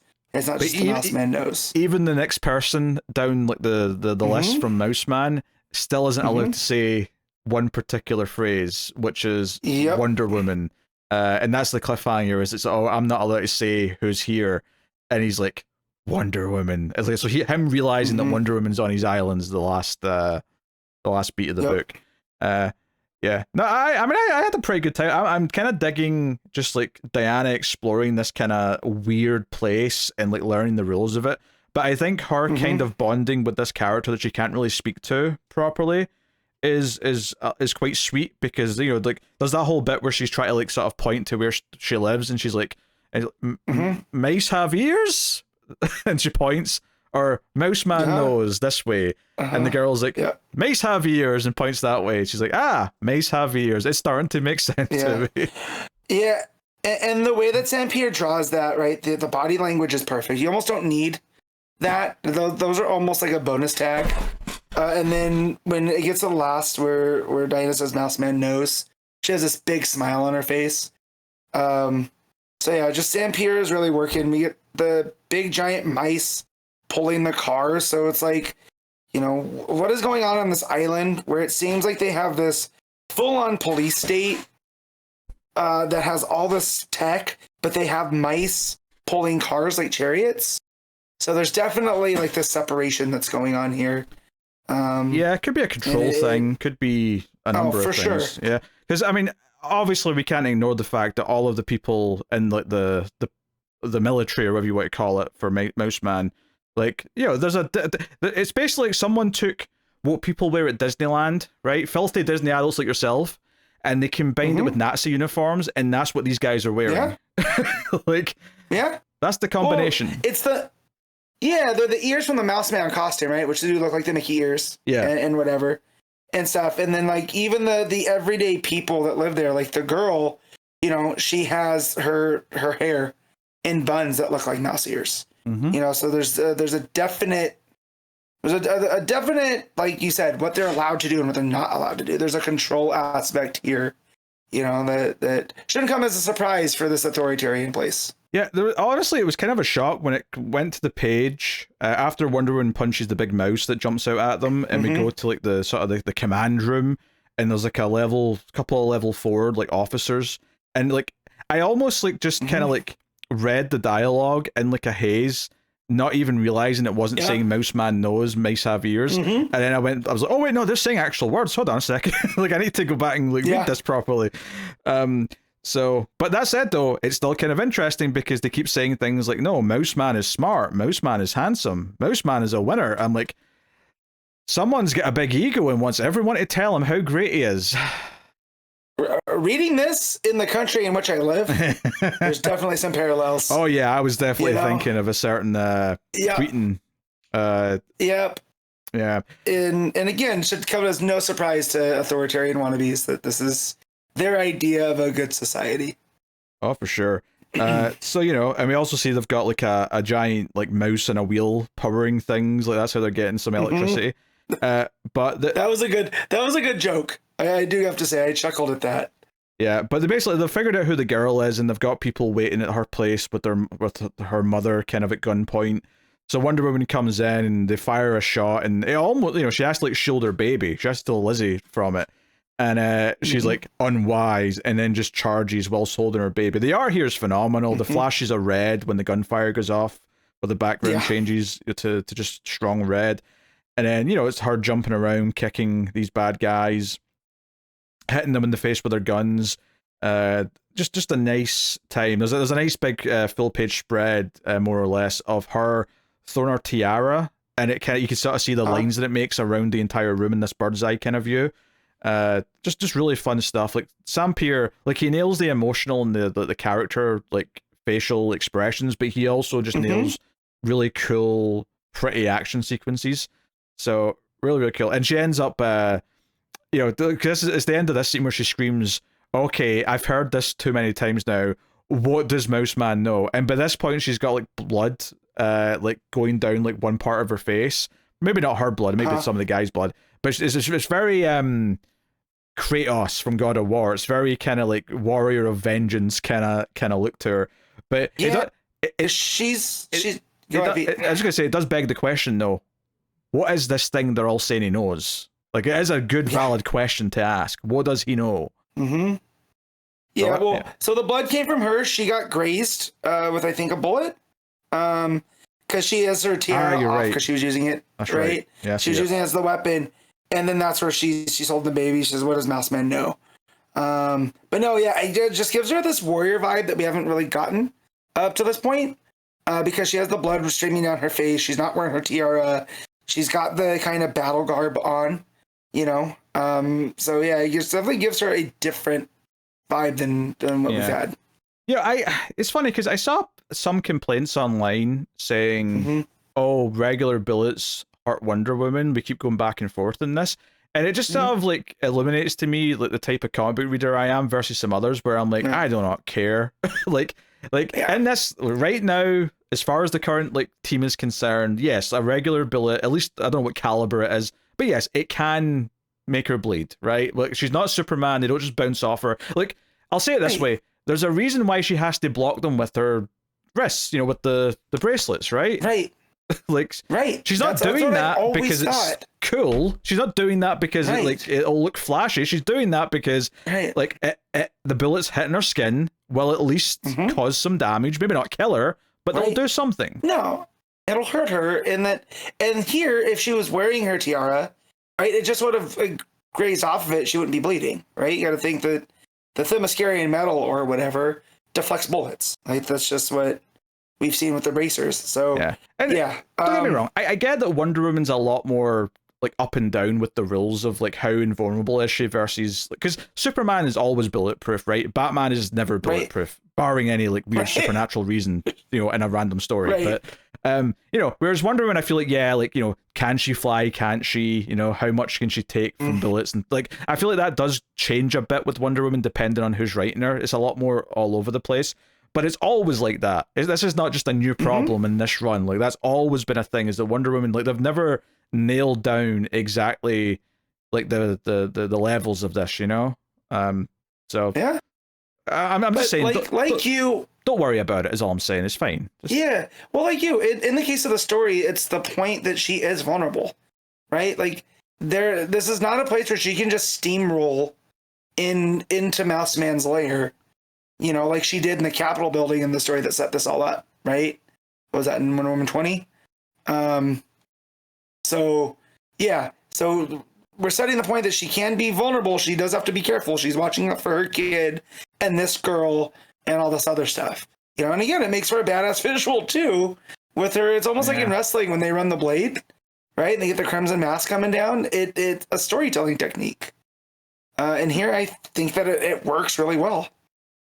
Yeah, it's just not something that bothers me. And like when I see someone saying this ruins the issue for them, I just don't get it. Like really this, I don't know. But anyway, then it's the final page where the level 2 guy is telling Mouse Man as Mouse Man's doing pull-ups, so he's in good shape. Mouse Man's been working out.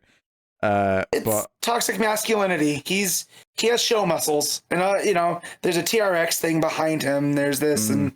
He's doing pull-ups for what reason? I don't know. But he's got to look sweaty and glistening and his muscles got to pop. It's funny you say that because the guy that's like telling him this is wearing what looks like a gas mask. So when you said toxic, I was like, maybe he's literally wearing a toxic masculinity mask. That is. Yeah, no, he's got to look cool. He's got to look like a shock trooper. So So yeah, no, it's making Mouse Man seem more interesting. Like, I don't know if it's gonna pay off, but just the idea that he's running this totalitarian state on this island, you know, what does he know? Like you had mentioned, like what is the source of his power here? Yeah.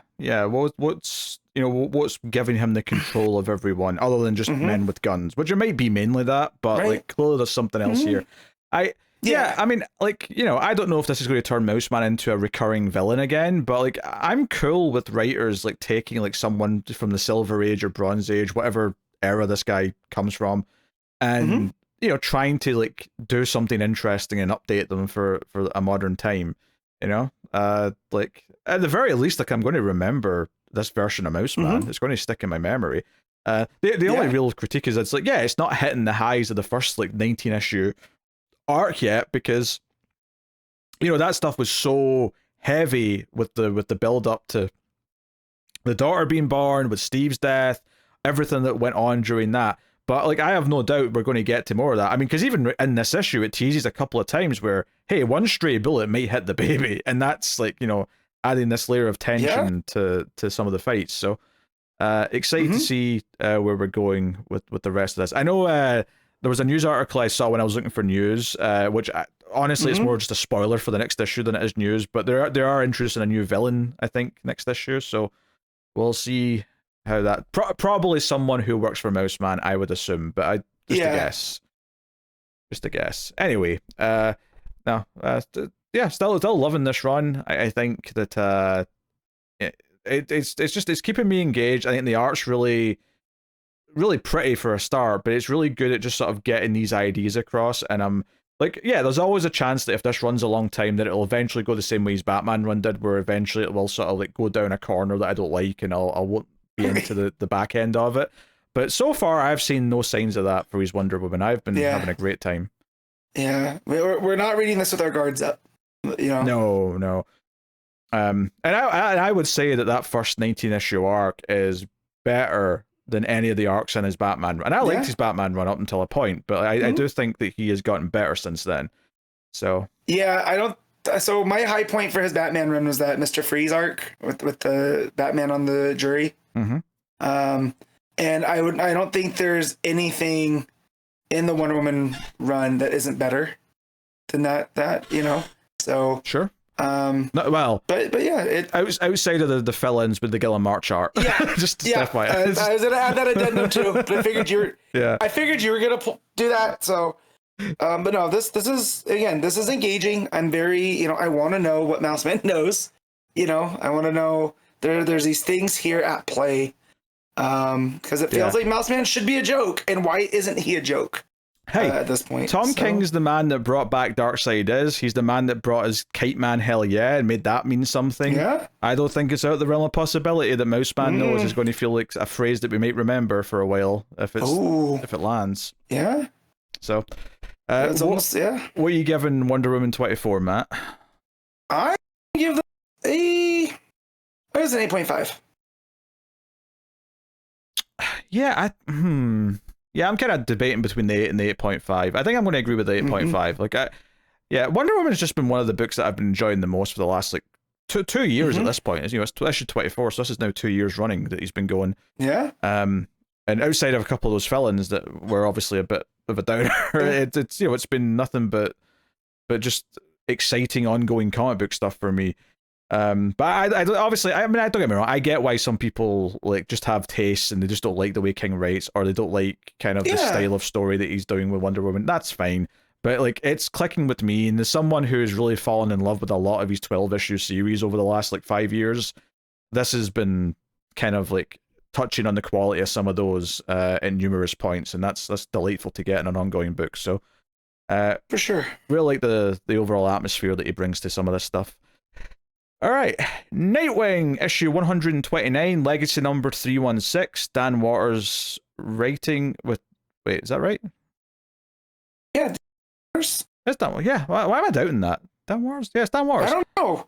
Yeah, it's Dan Waters. I would see you more doubting the art team because art changes more than the writers. But I mean, it's Dexter Soy on art for this issue as usual, but it just for some reason in my head I went, no, he does Batman Dark Patterns, he doesn't do Nightwing, and I'm like, no, he does this too. For some reason my mind just went weird. So yeah, this kind of wraps up the whole Nightmite cancerous thing around the tower arc.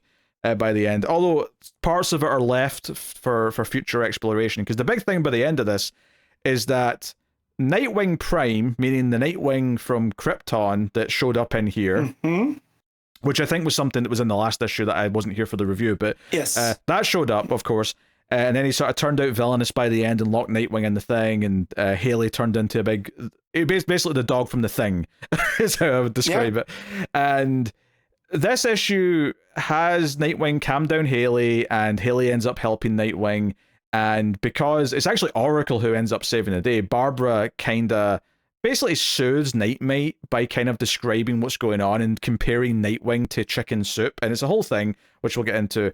But the big thing at the end is that Nightwing Prime turns out to be the kid from the Teddy Bear Gang that snuck into the tower right before all this happened, and because he effectively has Superman powers, because he's technically Kryptonian now, he leaves and doesn't go away when Nightmite does. He's still out there, and he's like, I'm going to be a better Nightwing than Nightwing. So that we kind of leave off with this, like not evil Nightwing. I think this kid can definitely be talked down. I don't think, like, unless it goes super tragic, I think Nightwing can break through to him and kind of convince him to do the right thing eventually.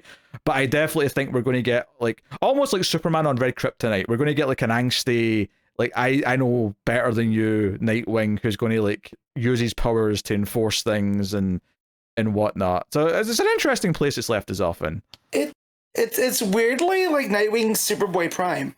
Kinda, right? Because he has this idea of what Nightwing should be, right? Because he was with the Teddies, and Nightwing gave him a sense of purpose that he was looking for, and now he has the powers of a god because of Nightmite, and how is he going to react, right? But he's still got a kid's mind. He has this very black and white view of good and bad, and if Nightwing wasn't going to do what he wanted to him, he needed to keep him locked up there. So definitely a wrinkle I was not expecting, with everything with the dark the clown guy. I'm forgetting his name right now, with Olivia. It's the Cirque du Sin, the clown, Cirque du Sin, the character himself. Oh God, you're testing me here.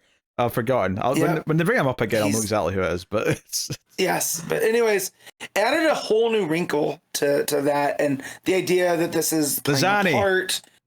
The Zani. There you go. Took me a second, but it came. Now there's now there's someone that is playing the part of a Nightwing involved with this. So and just the whole idea of Nightwing being this comfort for Nightmite.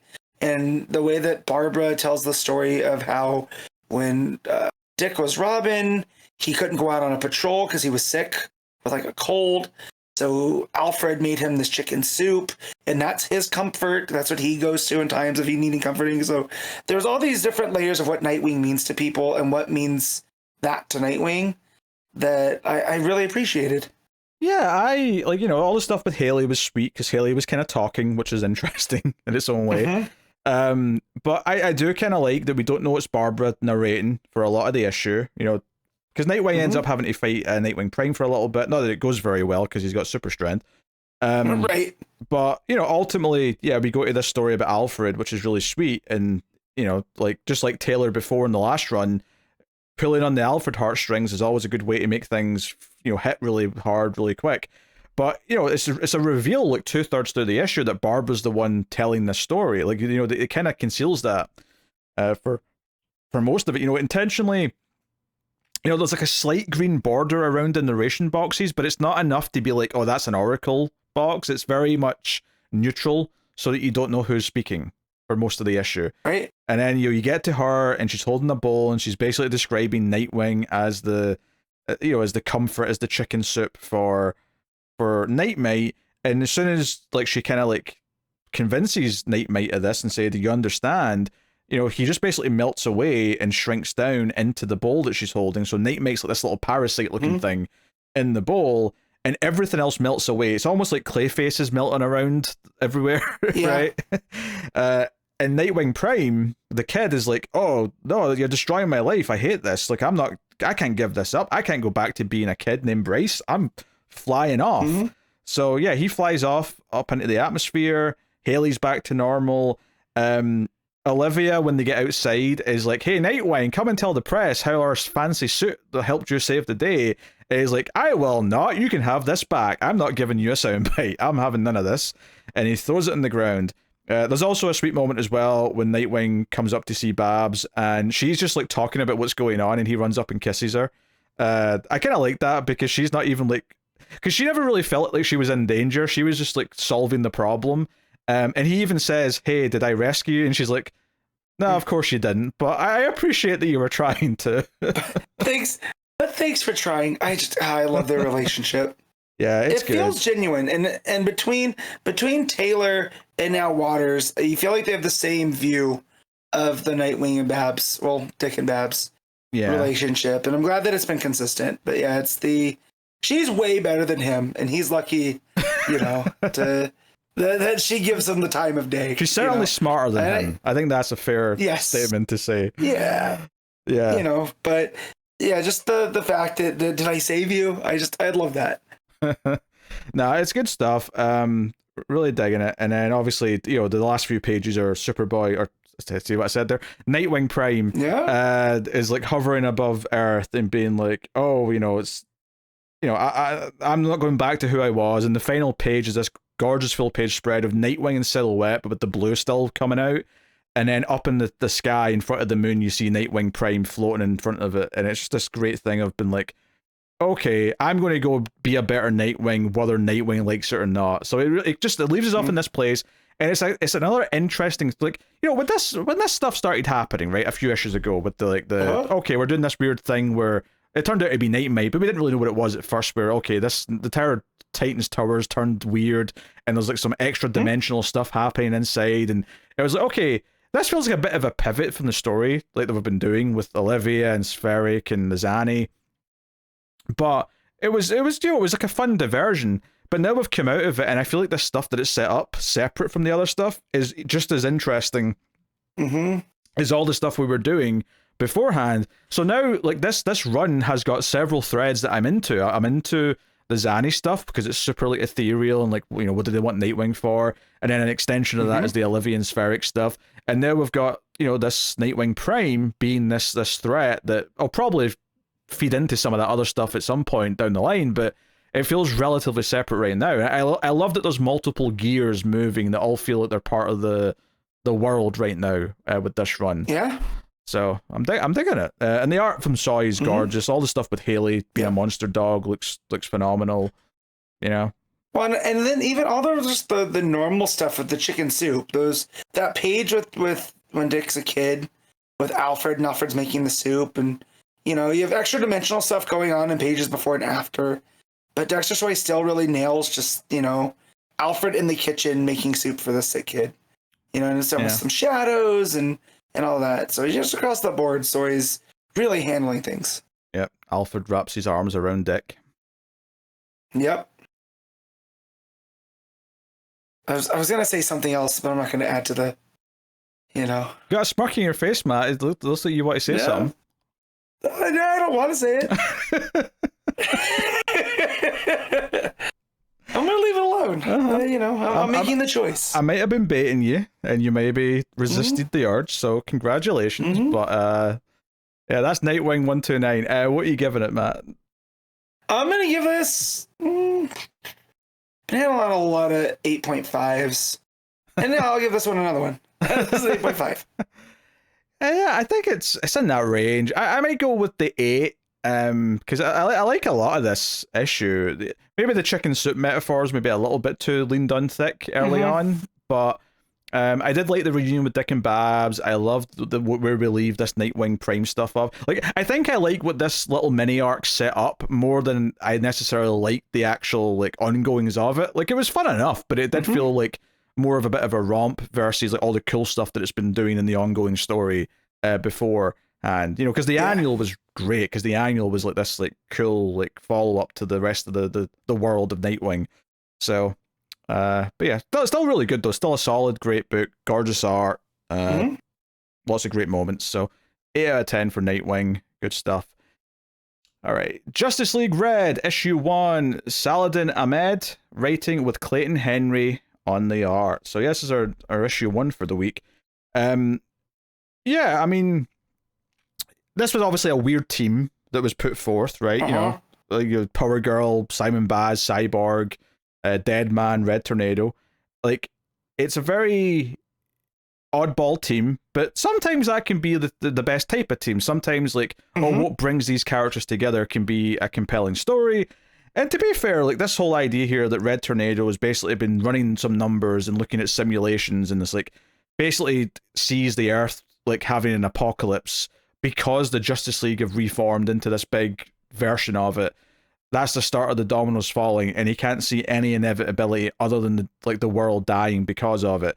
So he decides to recruit a team on his own, although in this issue it's just 2 characters. It's just Power Girl and Simon Baz, which I actually kind of like because it means we just get to we get to give both of them a cool little introduction.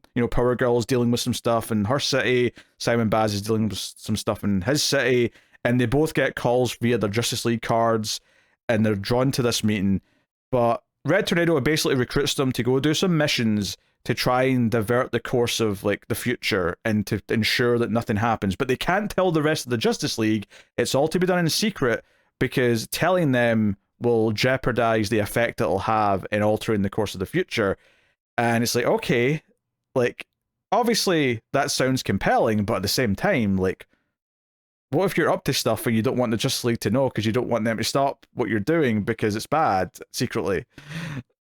Hey, thanks to James Cameron, I don't trust AI. Okay? Like, I've grown up in a time where, like, I'm seeing people messing around with Chat GPT and all these other AI BS that's around. I hate this modern AI because it's murkied the term AI, because you're not talking about AI in that terms here. We're talking about actual artificial intelligence versus, like, stuff that can generate, like, a photo, based on algorithms in 2 seconds. I'm just saying, in this time, right, I have this very negative aspect of that. You're introducing Red Tornado doing these things logically and rationally because humans can't, right? The heroes of Earth got together to do this, and it's actually going to cause the thing. I was like, this is Skynet, right? Like, Red Tornado's becoming Skynet because he's detached from his own humanity. We don't know yet. Maybe. Yeah. Yeah, because the big dramatic thing before the ending is that the characters, like, they go off to like do this mission, which is destroy this robot, which is a weapon. But it turns out after they destroy it, we get a bit of an action sequence. But the reveal is that it wasn't actually a weaponized robot. It was a big robot that plants food because it's full of seeds. And it's like, wait, did we just destroy something that's going to feed people? That feels like a move. And then they're like, wait, did Red Tornado make a mistake, or is this what we're supposed to do? Now, my thinking right now is that it's not a mistake. Red Tornado wanted them to kill this thing, but it's still technically right in the long term. Like, my assumption right now is that there's a knock-on effect from like this certain world that's going to be fed by this will like grow too strong or something and like start a war that will lead to like an apocalypse. Like, that's my assumption right now, is that it seems cruel, and it is cruel. But he does have like a cold logic for why this is a good thing in the long run. That's what I'm expecting the explanation to be next issue. But that's what I got. That's what my mind immediately thought of anyway. But I do like that immediately the characters are like, hey, can we actually trust what Red Tornado's telling us? Because this seems a bit dodgy. For sure. Well, and that's just, I'm getting the vibes that I'm not gonna trust Red Tornado from the one image of him trying to at the beginning, where he's talking about running through all these simulations. And then there's an image of him, him saying, even if it tears me to pieces. And he's just like, with these body parts that looks like he's trying to put back in. It's a bit grotesque. Like, it's definitely ominous. Like, this is not like a heroic, point for Red Tornado. And my main tie to Red Tornado came from the Brad Meltzer series. I don't know if you ever read that Justice League series. I haven't. No, it's on the eventual to-do list. Yeah, so in that it introduces Red Tornado and he gets a human body, and someone wants to get his old android body because with that old android body it can, become unstoppable. And I won't spoil it for others, but the idea that Red Tornado has this desire to be human, right? It's kind of the crux of that character, and the fact that he can never seem to make it work. Here, having this image, it plays that out in a bit more of an ominous way, where it's like, what if his desire for humanity is detaching him from it, and he's going to try to do all this stuff ultimately to save Earth, but it causes more chaos across the galaxy. Yeah, because that's an interesting question. Okay, all right, you're trying to save Earth, but like, are you killing like 5 other planets with life forms on it to save Earth? That doesn't seem very fair to them. So, that's a question. So reading this, I was like, I don't know. This is weird. And then we got to the end where Power Girl and Baz are both pondering the same questions I'm pondering, and I was like, okay, Ahmed, I'm with you in on this. Yeah, and then the final page obviously teases another character that's going to be here, which is Black Adam, because it cuts back to him, and he's kind of watching what's happening on this other planet, and he's like, oh, the Tin Man's made a move sooner than I expected, which means it's time for Black Adam to enter the fray. So he's not like on the team, right? I don't think. No, he's not on the cover. Do we think? Then again, we don't know who's on this team yet. Right? No, technically, I'm just assuming the ones on the cover are going to be the full team eventually. We'll end up being there, right? Yeah. But yeah, it's interesting. So I mean, I enjoyed the issue. Like I thought it was a compelling mystery. Like the questioning Red Tornado's motives is interesting. I do like giving a chance to like all these, like, let's face it, C-list characters get a chance to shine a little bit by getting a bit more focus in a team book. So I'm down for that reason.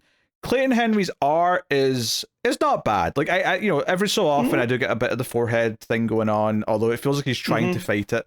It is maybe a bit too clean at times.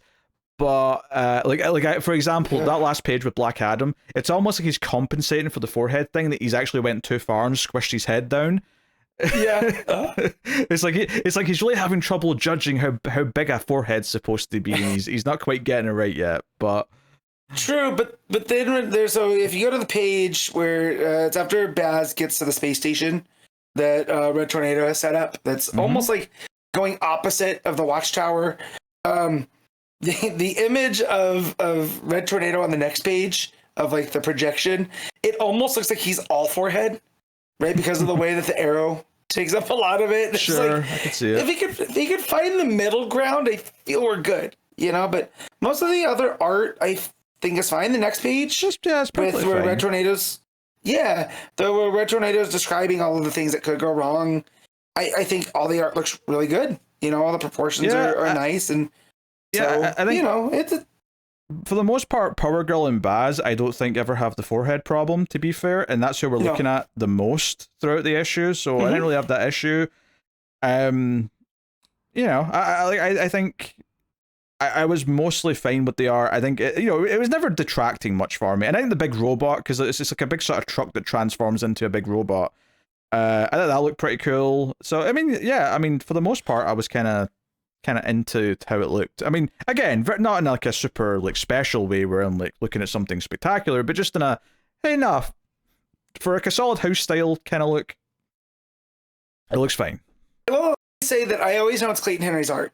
Like as soon as I open the book, if I didn't remember it was him, I'll know within a page or two, because he has a very distinct style with the heavier lines and the way that the breakdowns happen, and again sometimes the foreheads and the shape of the bodies.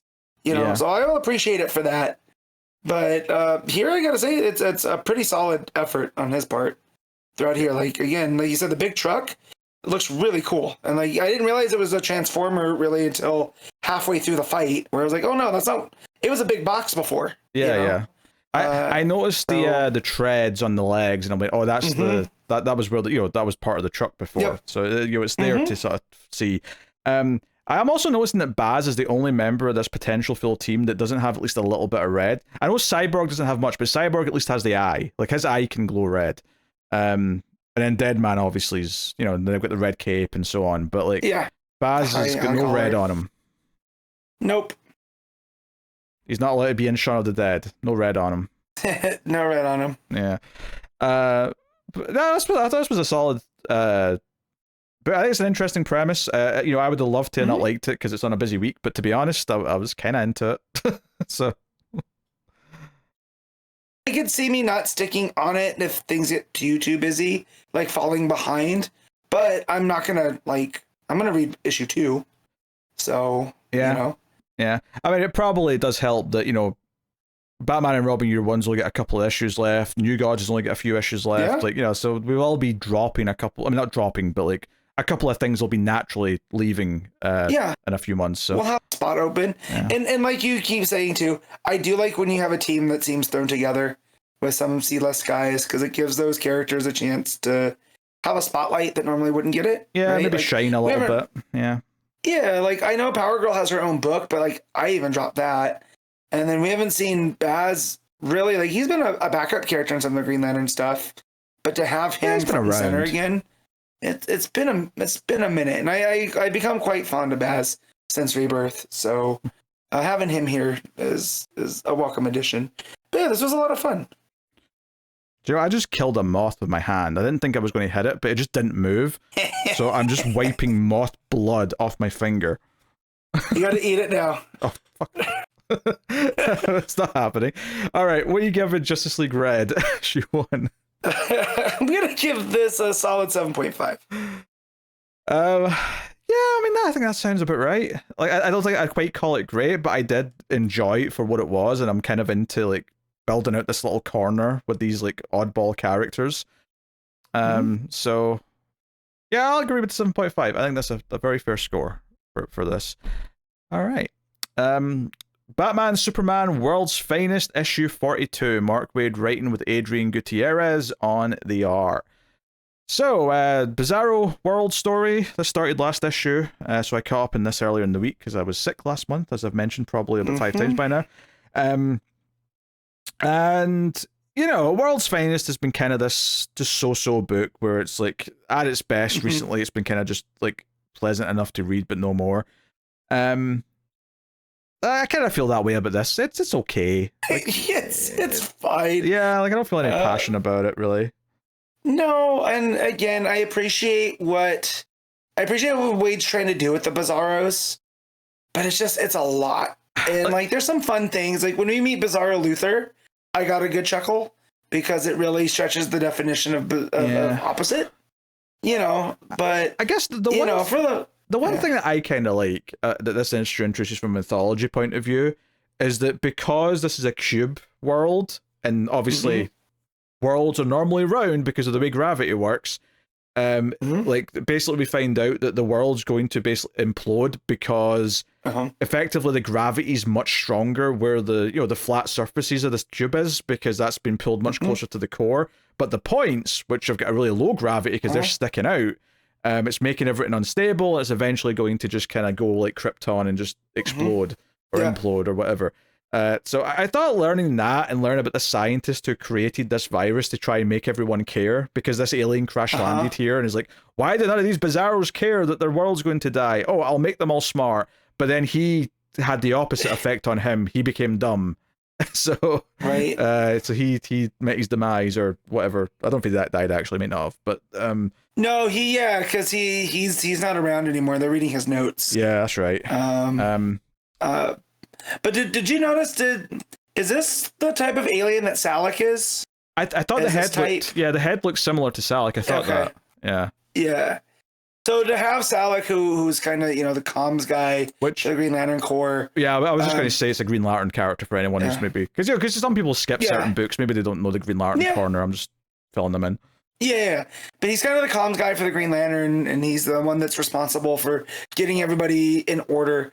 The idea that someone from his species tries to bring order to Bizarro World and ultimately is part of its demise, because they point out too that effectively this is a mental illness. Them thinking rationally on Bizarro World would be like us being inflicted with something here to make us insane.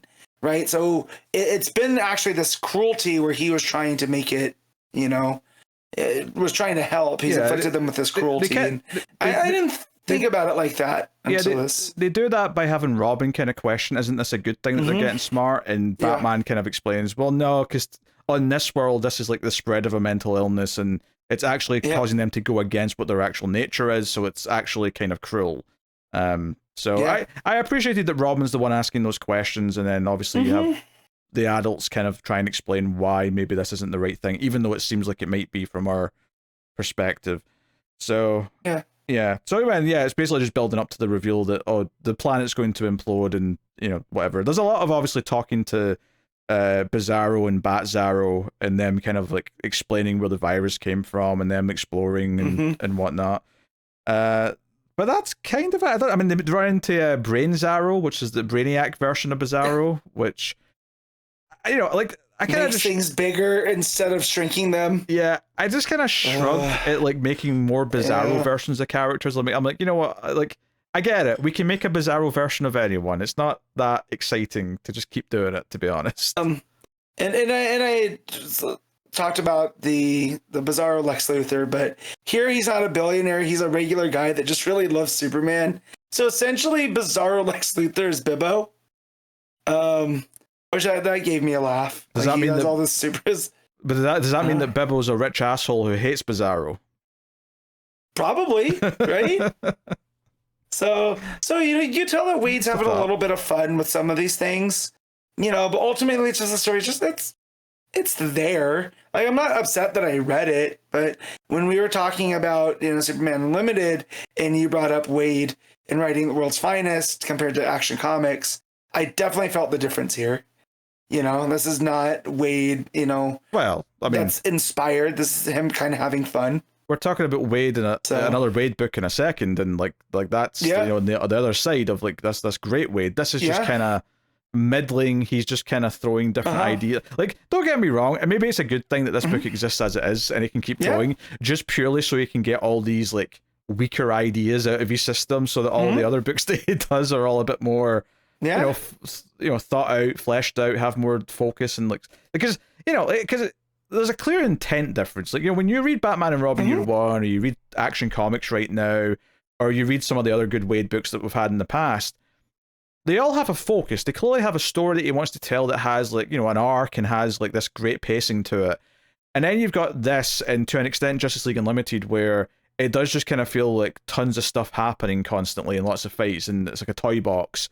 And I think that, this isn't just like, he's for some reason has forgotten how to write these issues compared to like the good writing he has in the others. He's just clearly got a very different intention in what he wants to do with this book versus those other books. And I just like one style of Waid way, way more than the other, and that's okay. But it does mean that this, this is it's an easy book to read, so I don't really see why I'd stop, honestly. But at the same time, like, the conversations are probably going to be quite quick because there's not a ton to say about it, really. No. And I do like Gutiérrez's art. It's just that I like seeing regular stuff, not Bizarro stuff, because with the Bizarro stuff, it's all a little wonky. And I don't feel like that's where Gutiérrez's strength is. Yeah, everything that's supposed to be a circle is actually like a hexagon or an octagon. Yeah. And, is that funny? Yeah. After a while, it's not. It's just kind of whatever. No. So, I look forward to see when this is out of the Bizarro arc. It feels like there's one more issue, maybe.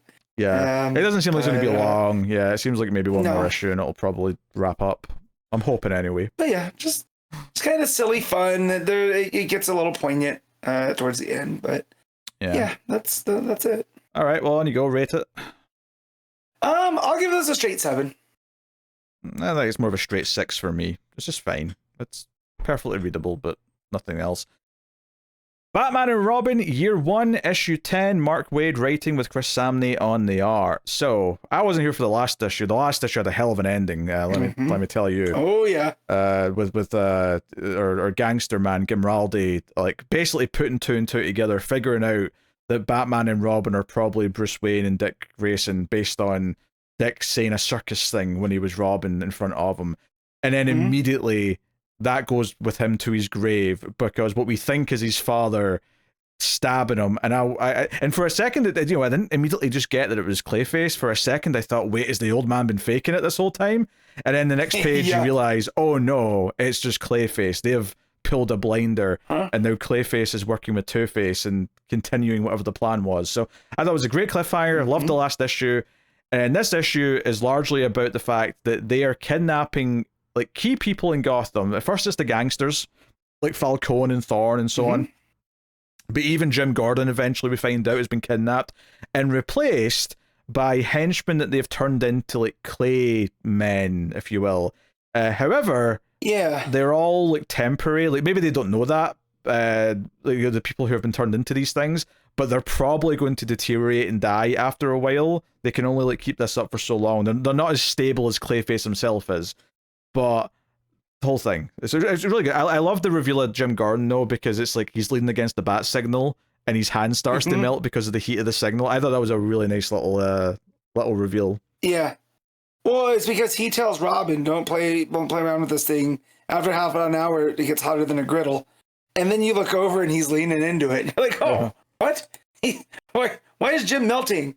And then he's a Clayman, which I also like that it's they've mixed the Clayface stuff with the Monster Men that we had seen in earlier issues. Yep. To get these new Clay Soldier type guys. So yeah, I just love where the story went here. Yeah, as Alfred himself says, it's a bit of a body snatchers style story almost at this point. But yeah, no, I'm digging Clayface's look where he wears that mask in clay form when he's not pretending to be someone when he's talking to Two-Face. I think it's a really creepy visual. So no, I obviously the art here is gorgeous. That page where not Gordon turns on the signal, but you just get the hand on the switch. And then you see, like, inside the manor, like, Bruce and Dick running to the cave because the signal's turned on. I thought that was... I just thought it was really nice. And then, obviously, the payoff of the Gordon reveal. So we get a big action sequence where they have to try and fight their way, and they realize that everyone they're fighting is a clay person of some kind. So much so that by the time they get back to the cave later, Batman stole a finger of clay so that he can study and analyze it.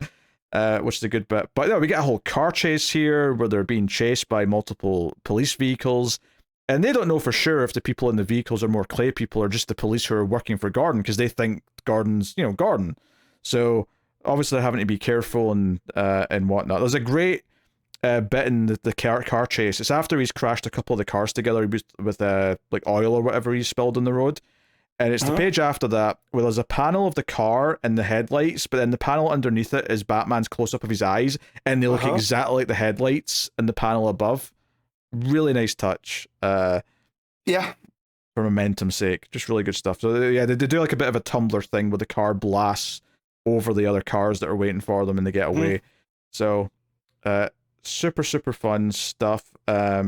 And they end up, the helicopter ends up blasting them. They end up in the in this like sewer area, and they're hiding. And basically, they're like, okay, Gimraldi thinks we're dead, right? So we can use that to their advantage. But at the same time, the big ending of the issue is that they've leaked, because they're trying to deal with Bruce Wayne. They've leaked that Bruce, because presumably they want to replace him with a clay person as well, maybe, or maybe they couldn't, and that's why they're doing this. But they've basically framed him for fraud. So the social services lady shows up with policemen to arrest him, and because Dick refuses to go willingly and says he'll start beating the cops up, they end up handcuffing him as well, which I did think was a real, because he's like, I can kick the shit out of these guys, I'm Rob. He doesn't say that obviously, but that's what he's thinking. And I love that there's consequences for that. He can't just like threaten to beat up anyone who's trying to an authority figure who's there. So I did really like that touch. So poor Alfred has to stand at the door as both Bruce and Dick are being dragged away by the police. So as far as cliffhangers go into going into the last two issues, this was quite because it's kind of fun, because it's like last issue gave us the big reveal and like the big move from Clayface and escalated him to being kind of the main villain. And then this issue gave us a cliffhanger for Bruce and Dick, where their personal lives are the things that are being put in jeopardy. And it's it's not the lives as Batman and Robin that's causing them trouble at the end of this issue. It's just the real life versions of them. And I think that's interesting, because this book's been juggling both the responsibilities of Batman teaching Robin how to be Robin, but also like how is Bruce going to be a father to Dick, and how is that going to look to the social services? That's been like a constant thread throughout. So I think this is a really cool cliffhanger that feels like the other side of the book's like rearing its not its ugly head, but its well deserved head. That was a weird sentence. That was a weird sentence. Very weird. I also like that the social service worker tells Alfred, like, what does she say here? I pray that for your sake you have no knowledge of Mr. Wayne's secret activities. If you do, the authorities will find out. And you're just like, oh, lady, you don't know how close you are. You have no idea how many secret activities he's up to. Not the ones you think he is, but he's up to a lot of secret activities. But I like that. And then, how that's juxtaposed with Dick thrashing of, you can't do this. And him yelling for Bruce. So yeah, I don't know how they're going to get out of this jam, but they're in quite one. And it's quite a big one. It's good stuff. I like, because they say call for my lawyer, so I don't know if we're going to get like obviously not Harvey because he's Two-Face already, but like, I wonder if we're doing anything with that. But I think this story has been so well paced. It really does feel, it feels like issue 10 of 12. It really feels that we're heading into like the final stretch. Like the only thing going against this issue, honestly, is that issue 9, which I read like earlier today, was so good that this is not quite as amazing as that. But it's excellent stuff. It's been such a good book throughout the entire run. The art is phenomenal, the sequencing, but also the expressions and all the rest of it. I love the plot beats here of Clayface having his clay henchmen replace all these prominent figures. And it really puts Batman and Robin kind of in a bind because everyone around them can't be trusted. Which makes me wonder, and then are they going to like say try and swap out Alfred next? Like, since they're away from him, right? Is that going to be something they do in the next couple issues? I don't know. Yeah. Well, and just the idea that it's also Two-Face working with Clayface, and he calls it Project Gemini, right? And he's like, oh, and we get to do my favorite part, which is phase 2. So it's really leaning in on the duality side of Two-Face. To be precise, the exact line, I think, is my favorite part of every plan. Phase 2. Every plan. Phase 2. So the fact that they're swapping out with doubles and people, there's 2 of them and all that. I'm like, oh my God.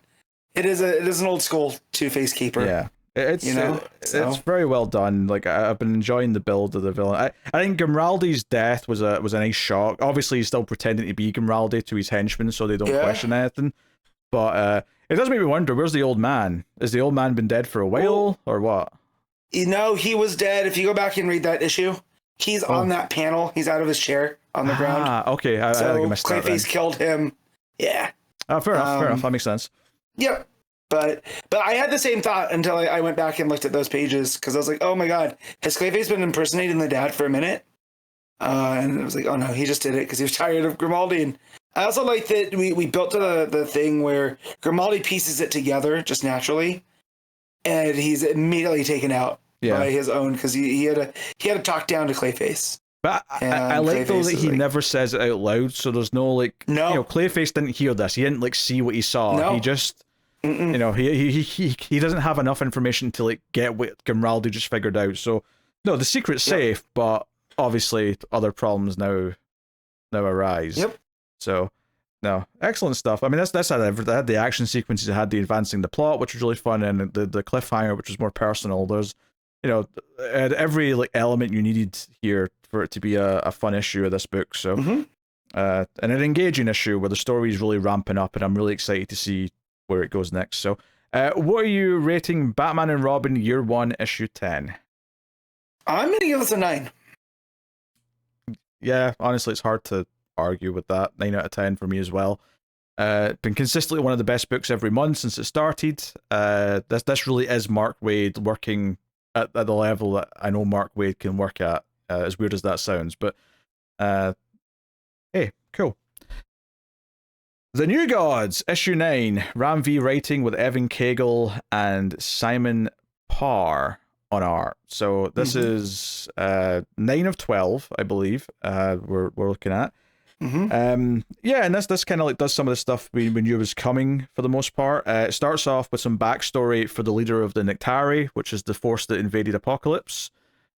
And we find out that, I mean, I think we may have knew this one part of it, but the Darkseid had invaded his world once upon a time, and a lot of this was this, he didn't give in to the forces that tried to take him in. He wasn't willing to give up, so he ended up being given, basically the leaders from the Nectari recognized that he had fight in him, he had passion, he had the fire in him, and kind of nurtured that and also kind of tortured them. But you know, we see that he's still hell bent on finding the gods wherever they went. So he's, you know, trying to find them. Obviously, we know that's going to lead them to Earth, and they're searching. Meanwhile, a Green Lantern on the surface of Sertoon, which is what they've just like finished fighting with. He is like trying to get word out that the Nectari are looking for the gods, but his Green Lantern ring, ever since Darkseid died, disappeared. This part of space has been like kind of like a Faraday cage for Green Lantern rings, where like the messages and the signals aren't getting out. So he's trying to like send things through whenever this barrier opens up when the ships go through, to try and like send through some images. And he ends up he has a fight with a couple of aliens, but he ends up being helped by what do you call him? Forager, the bug. And the bugs, yeah. Yeah. And like he ends up teaming up with them, and like John Stewart does get the message that like the Nectari are looking for the new god. So like it sets up these characters, which I assume we're going to come back to in a way at some point. But we also then obviously cut to New Light on Earth, which is where the new gods are hanging out. And Orion's been told that he's been chosen to be the new High Father, and he's going to take the name Oathmaker, but he won't take the staff, and he won't be called High Father until his father actually says that he's worthy of it. So he's refusing to do that. And then, meanwhile, you've also got the kid, the new god, the actual new god, if that makes sense. Kamal. He's been kind of manipulated by Seraphim, thank you. You knew I was going to forget his name. Yep. But he's basically like, hey, kid, if you ever need a friend, like, I'll be there. And, like go ask Scott-Free why he's called Scott-Free. Like, like, he won't keep you safe. And he's basically just planting these seeds so that later on, the second that something causes conflict, he'll run to Seraphim for help. And that's kind of his lure to, get that stuff out. It really gets to the point that Seraphim's been disillusioned, right? And it's not necessarily like he's turned bad. He just doesn't care. He's completely apathetic. And so, because he's like, I was forever, and you're the new shiny thing. So, they're just going to try to use you, be ready for it. And it's, that apathy really is almost worse than him just being a bad guy, to do things for the sake of being bad. And yeah, the whole thing, ask him why he's called Scott-Free. I was like, oh my God, that's again, I don't want to say evil because that's not the right word, but man, it's manipulative. Oh yeah.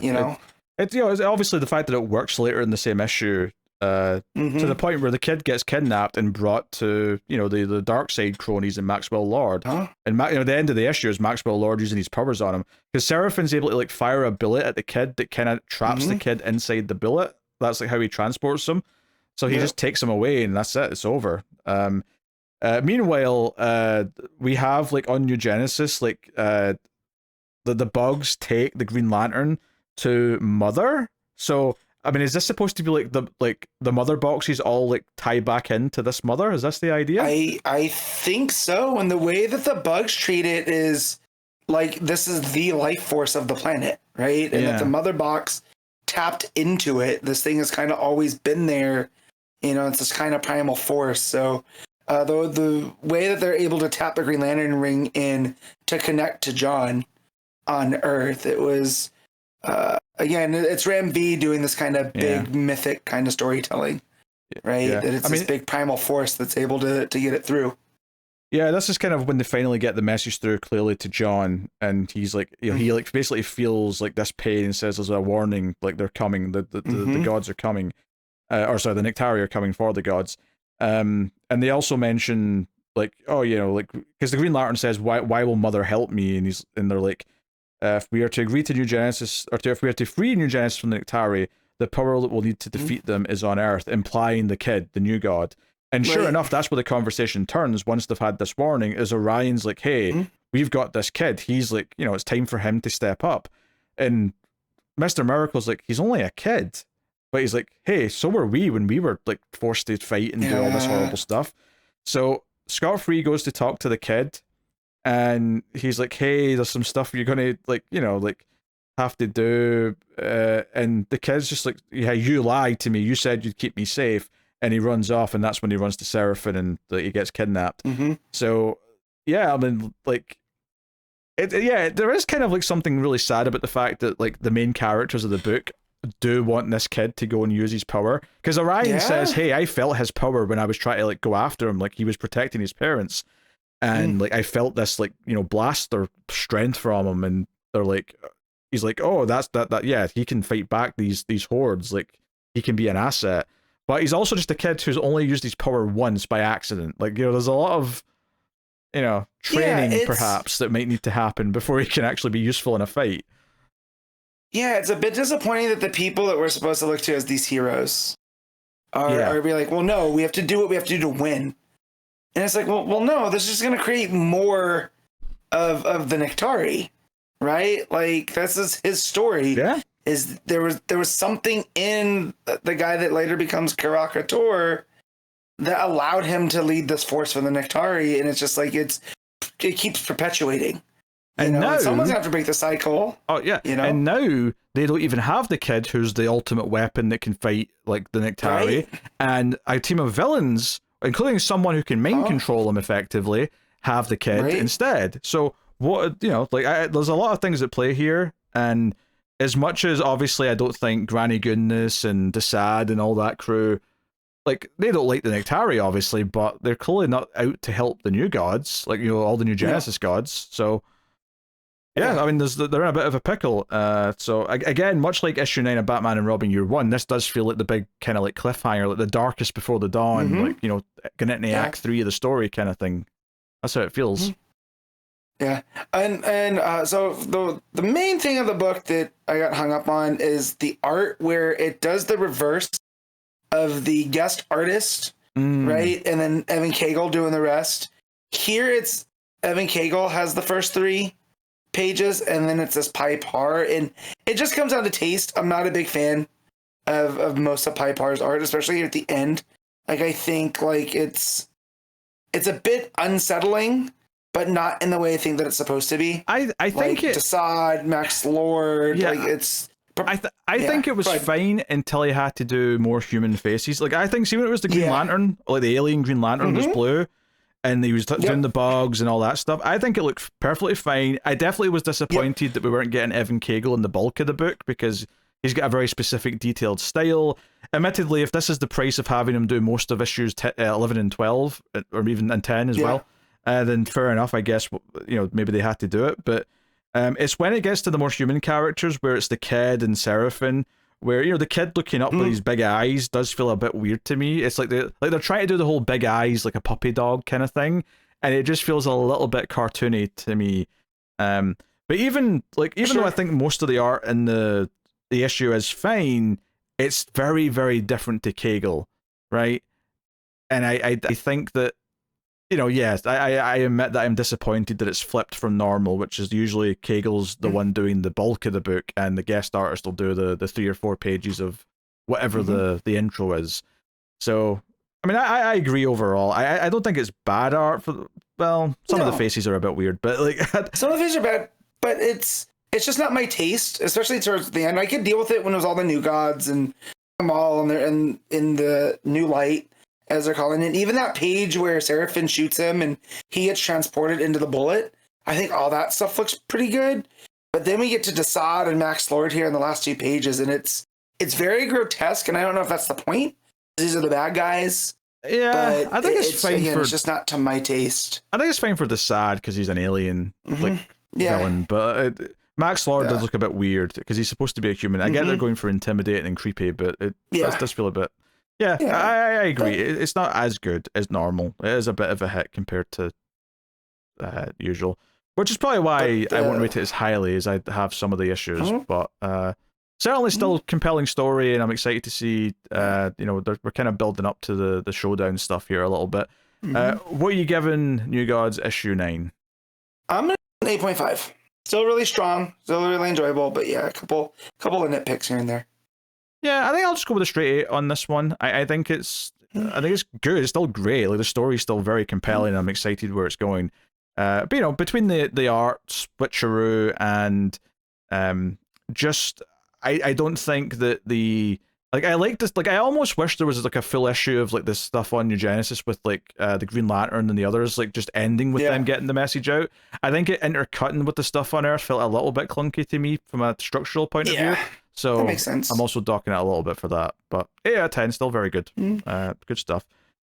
So anyway, yes, every month at patreon.com/MailFuzzTV, you can go to one of the higher tiers and make me read a book of your choosing. So Tyler had been previously making me read American Vampire, but I finished that. I got all the way through American Vampire, and the follow-up, after a little bit of deliberation, he decided on Gideon Falls, which is a image book by Jeff Lemire with art by Andrea Sorrentino. So this is one that I was aware of. I remember it coming out when it started, but I never read. I might have read issue 1 back then. I didn't remember it. Like I started reading this, and I like nothing was really clicking in my memory. So, but it's one that had always kind of caught my eye. So I am more than happy to be prodding to get this read on the show. So, yeah, I mean, what is it about? What's going on? I can't tell you that yet. It's definitely there's a mystery element to this. Right, so let's make that clear up front. The book starts with a priest traveling to Gideon Falls, right? Traveling through the farmland, going to this small town. And it sets up that he is replacing a priest that just died there, who'd been there for 30 years. And he doesn't want to go here.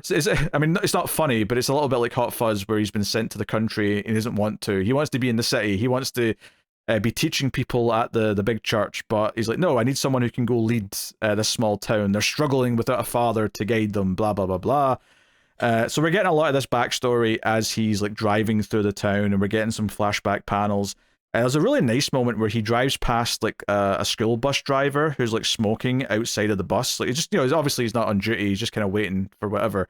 But he kind of smiles at the priest as he goes by. And the priest, who's wearing sunglasses, just sort of says "Christ Almighty" as he does. Like he's got like a bit of a hard ass kind of vibe. This priest, it's almost like if Dirty Harry was a priest. It's kind of the attitude that I'm getting from him. Like he's nice, like he's pleasant when he's talking to people, but there's just kind of like, I'm a curmudgeon-y old guy who doesn't really want to deal with people's shit, which is kind of interesting for a priest. But he shows up at the church where he's going to be staying and working. And this old lady who's got a hook for a hand is like, hey, I'm so-and-so. I helped the previous father with a lot of his, like, housework and things. I cleaned up the place for you. And, it's all very pleasant. And he's like thanking her. And she keeps offering to make him lunch or whatever.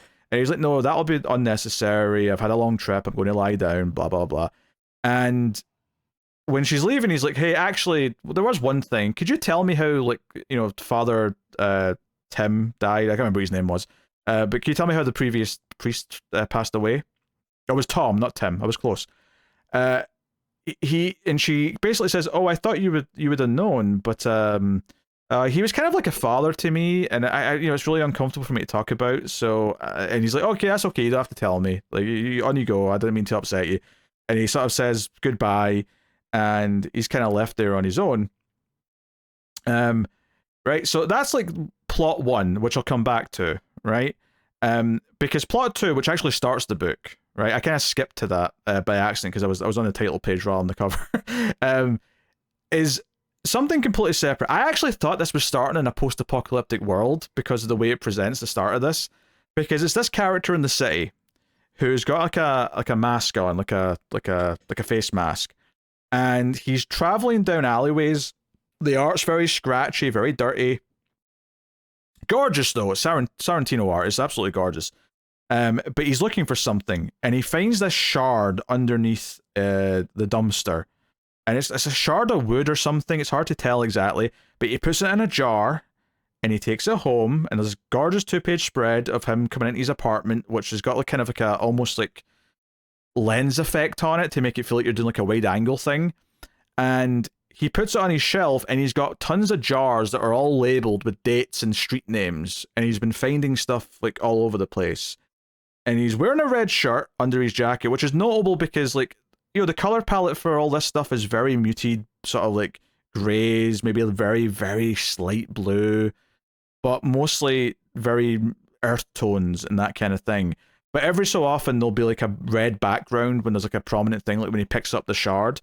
So it stuck out to me that he's got kind of a red shirt on just to kind of keep that, like, you know, one little bit of red kind of going in the art style. I actually got really confused at one point because at the end of his first scene, there's a panel or a page with a series of panels where he's lying on the bed praying, but he's upside down. So I didn't actually know what I was looking at first. I was like, what is this? Is this like two lungs I'm looking at? And then I turned the tablet upside down. And I'm like, oh, it's just him. It's his red shirt. And because his arm's in like a praying formation, it's making kind of a weird shape.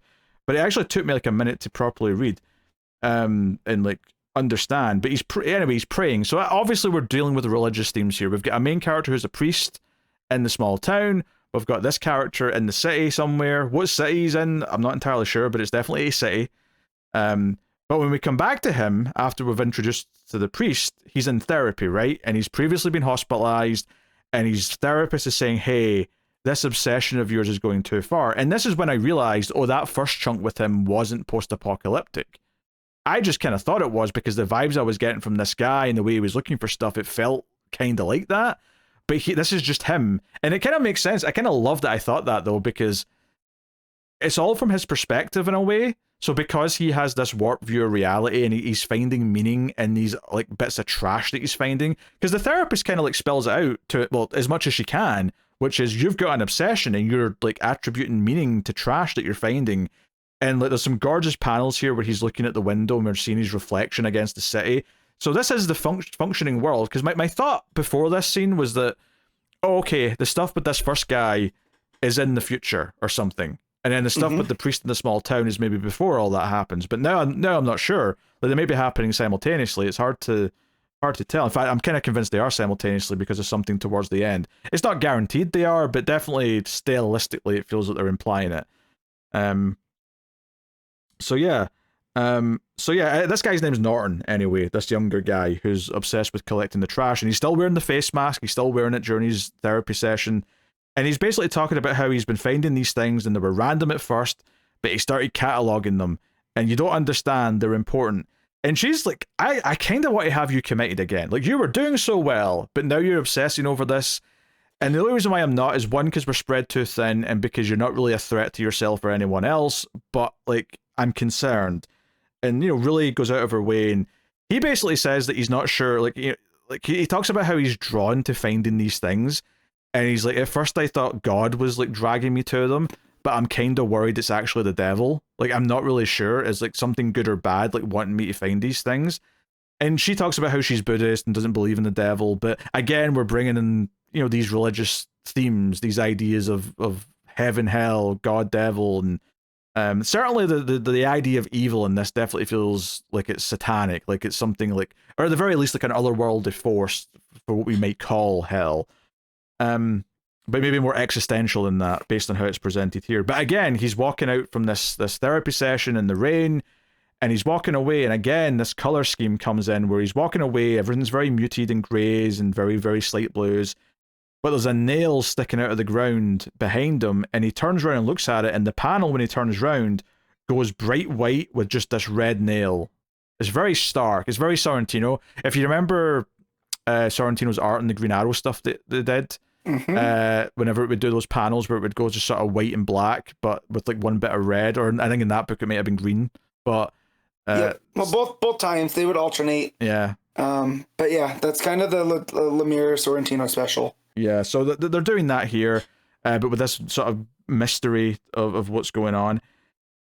And then we go back to the priest who's spending what I think is his first night sleeping in this church. And he's woken up by a voice. The dead priest that was there before, who's all in red, is sitting there saying, "Wake up. He'll notice I'm missing." That's what he says. He'll notice I'm, like, as if he's like being held captive somewhere and he's snuck out as a ghost or whatever he is to talk to the priest. And he's like, "Wait, Father Tom, is that you?" And he kind of chases him out, and he's in his underwear, you know, his pajama bottoms, and he chases him out into the field that's next to the church. And he kind of loses him, he kind of disappears, and then he's sort of looking around. And this is where the art gets really kind of interesting and kind of starts suggesting things, because you see like sort of like pairs of panels where one panel is the priest running about in his pajama bottoms in the field, And then underneath that is a panel that's upside down of Norton in the city at his desk, and they're kind of like mirrored where they're sitting. So it's kind of a really interesting style. And then there's underneath that there's a pair of panels where it's just their heads, but again Norton's like upside down, and it's kind of looking around. So I don't know if like if you're to take this literal, and I'm not sure if it is meant to be literal, but like, is this suggesting that Norton and him are in different planes of existence, and that technically the one Norton's in could be called hell, if you want to call it that? I don't think it's actually saying that, but it's just something that occurred to me now as I'm looking at it, that maybe there's some weird implications. But yeah, Norton's like hiding, or he's pulling out like something that he's made, like a map of the city that he's been, or a drawing that he's been making, because he says that he's finally starting to see what he's been pointed towards, what all these bits of trash are making him think, and what he's having nightmares of now. There's an image coming together. He knows kind of what he's been warned about. And meanwhile, we're following the priest sort of go through the field, and when we see what he's drawn, again, it's kind of this thing. It's a 2-page spread where 2/3 of the top part of it is the all red with black line work, right? So it's a red background, and it's the field, and then this barn that's all black with the red sky behind it. And then upside down underneath that in the bottom third is the drawing that Norton's made of a barn, and the only thing it says in one narration box from Norton is the barn, the black barn. So up until now, there was nothing connecting the two stories. Like, there was like nothing to go on. Like, why? What is the story of this priest in this town got to do with this Norton in the city who's collecting trash? There's a really cool atmosphere and vibe, and you're definitely getting like a cool like introduction to the world through the art and the dialogue and stuff. There's a cool quality to it, but it's not until this page where you sort of get some kind of connection. So Norton's envisioning this barn. Now, are these set at the same time, or is there a big time discrepancy here? I don't know.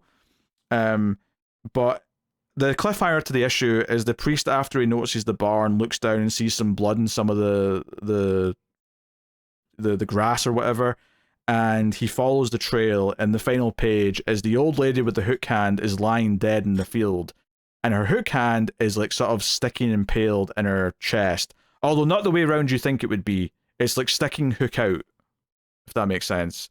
So whatever's killed her has impaled her with the blunt end of it, and you know, that's kind of it. So yeah, the final narration is Norton saying, "There is no doubt that evil exists.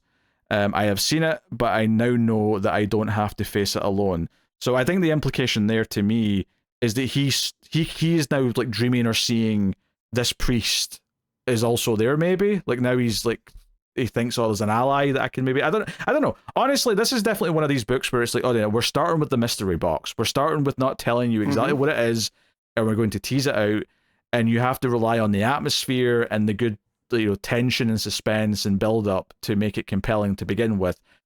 And to be fair, it nails that. Like everything, the introduction to the characters is really solid. It's compelling. The art is constantly gorgeous. Like I say, it has this motif of having the bright red for important bits to make them stick out and makes them feel kind of evil and violent. That big 2-page spread of the barn with the red background is super, you know, it's almost like a punch in the face when you turn the page and you see that, because it's so strong compared to all the colors in the rest of the book. So that stuff is great, but even just the character building, like the priest is a compelling character because his attitude's definitely different from what you normally think of as a priest. Norton's compelling because he's kind of off kilter, and you think, is he just kind of crazy? But obviously it's a comic book, so you're like, nah, there's probably some truth to it, at the very least. And sure enough, it kind of teases that by the end. And now we have a murder victim at the end. So is the priest going to be suspected of doing this? Is he going to immediately report it to the police? I'd assume he would, going by real world logic. But is he going to tell people that he saw the dead guy? Because that may not sound good if he says, I saw the dead guy running around. And hearing you describe it in that way, it seems a little reminiscent of Twin Peaks. There's a little bit, right? There's a little bit of that. Like, there's this mystery, like something's not quite right, but you can't put your finger on it. And then you got up to the end with the murder victim and stuff. So, I mean, of course, it's not an agent looking for, this mystery into whatever. But yeah, strong characters, all that other type of stuff. Yeah, and just the atmosphere is impeccable because the art is so gorgeous, and it knows when to just, like, it's not overwritten by any means. This issue is a bit longer. I think Image often have this where they'll have like like maybe 10 extra pages on that first issue to make it a bit more of an introduction. I didn't really feel it though. It went in super quick. I really enjoyed my time with it. It really boils down to these two characters getting 2 scenes each, and then they kind of mix a little bit at the end when they overlap. But they're still very separate. And as far as hooking me on a mystery goes, like I'm super into it. It's worth mentioning. I mean, I don't know if the actual covers were like this, but the cover in the collection, which I'm looking at for the first issue, was kind of like the city that that Norton's in, but it kind of makes the shape of his head and profile view.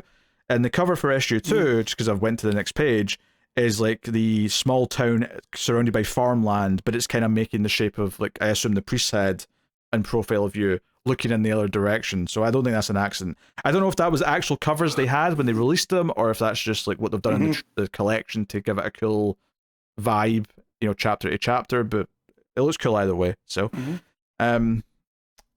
honestly, this is a 9 out of 10, like straight 9. Art is gorgeous. The story's compelling. I'm into the mystery. I'm excited to see where it's going next. I really don't have much to complain about, honestly. Like, there's always a risk if the mystery, like, if they rely on the mystery too much and everything else isn't working too well, that it'll feel hollow. But this feels like it knows where it's going, and the characters are compelling enough on their own that even just, like, the priest coming to the house and, like, asking how the previous guy died, but the woman not being able to give him a straight answer, that alone is already compelling in a simple way before we even get to the larger existential idea of evil existing. And, the dead priest saying, oh, he'll know I'm missing. Like, who? The devil? Your demonic jailer? Like, who are we talking about here? So... And yeah, like, Gideon Falls is the name of the town, just like Twin Peaks. So that comparison's not completely unwarranted. So I looked up the first covers, and the city cover was issue 1, and then the farmland cover was issue 2. Cool. So that's cool. Those are they're just putting those in there. Nice. All right. So 9 out of 10 on that. I'm looking forward to issue 2 next month. So cool.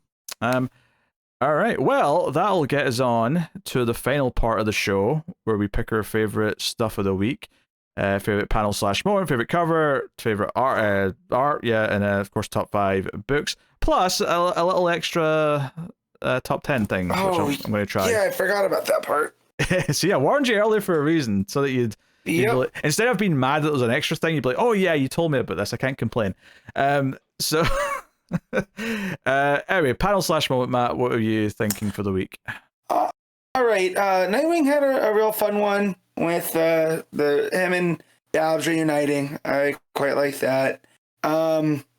Flash, or Absolute Flash, you had the whole reveal of the Rogues in the how they got their weaponry and why they are the Rogues. With Barry and Thawne there. However, mine would be Superman turning into Superman Bat.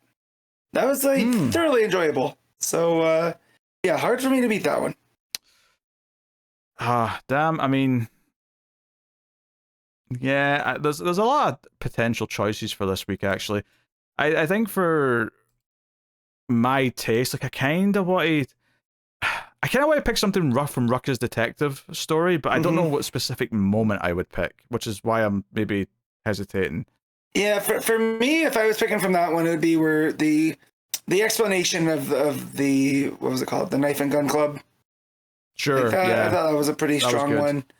Yeah. Also the ending of Water story in that detective issue as well, I could pick for sure.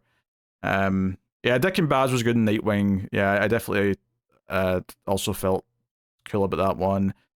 Batman and Robin Year One had a couple of good moments as well.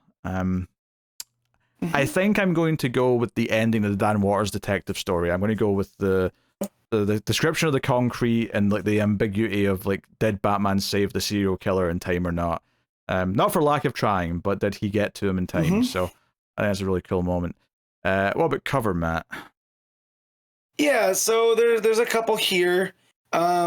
Detective Comics has a Bruno Redondo where they're doing an artist spotlight this month, and it's got Batman and Robin with a bunch of the onomatopoeia from the old show, like bang, pow, clank, and they're watching something on TV, and Damian has a speech bubble that says this show is nuts, and Batman looks completely unfazed and says saying enough. Very silly kind of a cover. I appreciate that. Superman Unlimited has a Hayden Sherman cover, and I'm only noting it because it's Hayden Sherman and he's my current favorite artist. But the cover is Superman over Metropolis, flying with the birds. Superman looks a little blocky in that kind of Sherman style, but I think that one looks nice. And then there's a Batman and Robin Year One, Cully Hamner variant that has them running through a piece of Gotham, but like the building behind them is called Bathory Mannheim, but the Batman on the side are the only thing that's lit up. And then underneath it says like Robin's Nest, which is the club that they're running over, and only the Robin is lit up, so it makes the title of the comic with the Year One.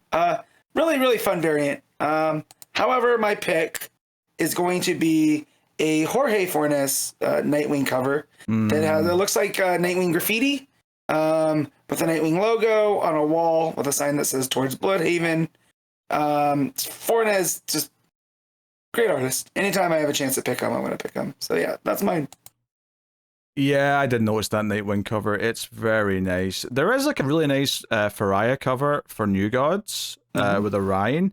So I had to mention that. Doesn't really. It feels like it's got nothing to do with the issue, but it's a nice cover. Yeah. All the same.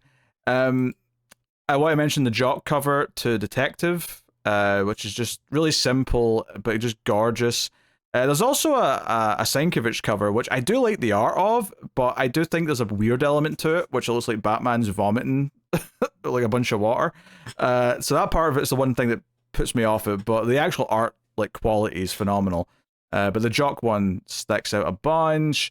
I like the Chris Burnham variant for Absolute Batman. Burnham was the one who did that Unstoppable Doom Patrol series, and I can definitely recognize his art on that cover. I like that Fornes variant for Nightwing is really nice. I think I am probably going to pick the Jock cover for Detective, but those were all pretty close for me in my head. So, yeah, there you go. All right, best art of the week, Matt. All right, so here's what it came down to for me. You have Sampere for Wonder Woman. You got Samnee for Batman and Robin. But then you have Detective Comics 1100, where really, out of all of them, Nihulpen is it's Nihulpen, right? Right, on the Tamaki story? Yeah. Well, that's really the weak link, but the rest of the art is top. So I'm gonna go Detective Comics 1100. That's a bit controversial, but I mean, I don't think hard to beat the other three artists. I mean, Nihulpen's all right, and then you've got four or three other artists who are all doing like 9 out of 10 or up work. So it's hard to fault. I could be tempted to say that as well. Dexter Soy was great on Nightwing. I'll mention that, and obviously, like you say, Wonder Woman with Sampere is always. Samnee on Batman and Robin Year One though as well. Yeah. There's a few good choices. I think I'm going to agree with Detective though. I think the combination of the Sienkiewicz art and the backstory, the art on the Ruckus story by, oh god, I'm forgetting the name. Bueno, Martinez Bueno. Yeah. And obviously Janin on the first story. I think it's just that there's so much in there that I find it hard to not pick that as just for variety as well as. Normally, variety is not a good thing, but when you've got multiple stories, it's fine. So, all right, top 5 of the week, Matt. All right, so number 1 is going to be Batman and Robin Year One. Number 2 is going to be Superman Unlimited. 3 is going to be Detective Comics 1100. 4 is Nightwing, and 5 is Absolute Flash. No, 5 is Wonder Woman. Okay, right, my number 1.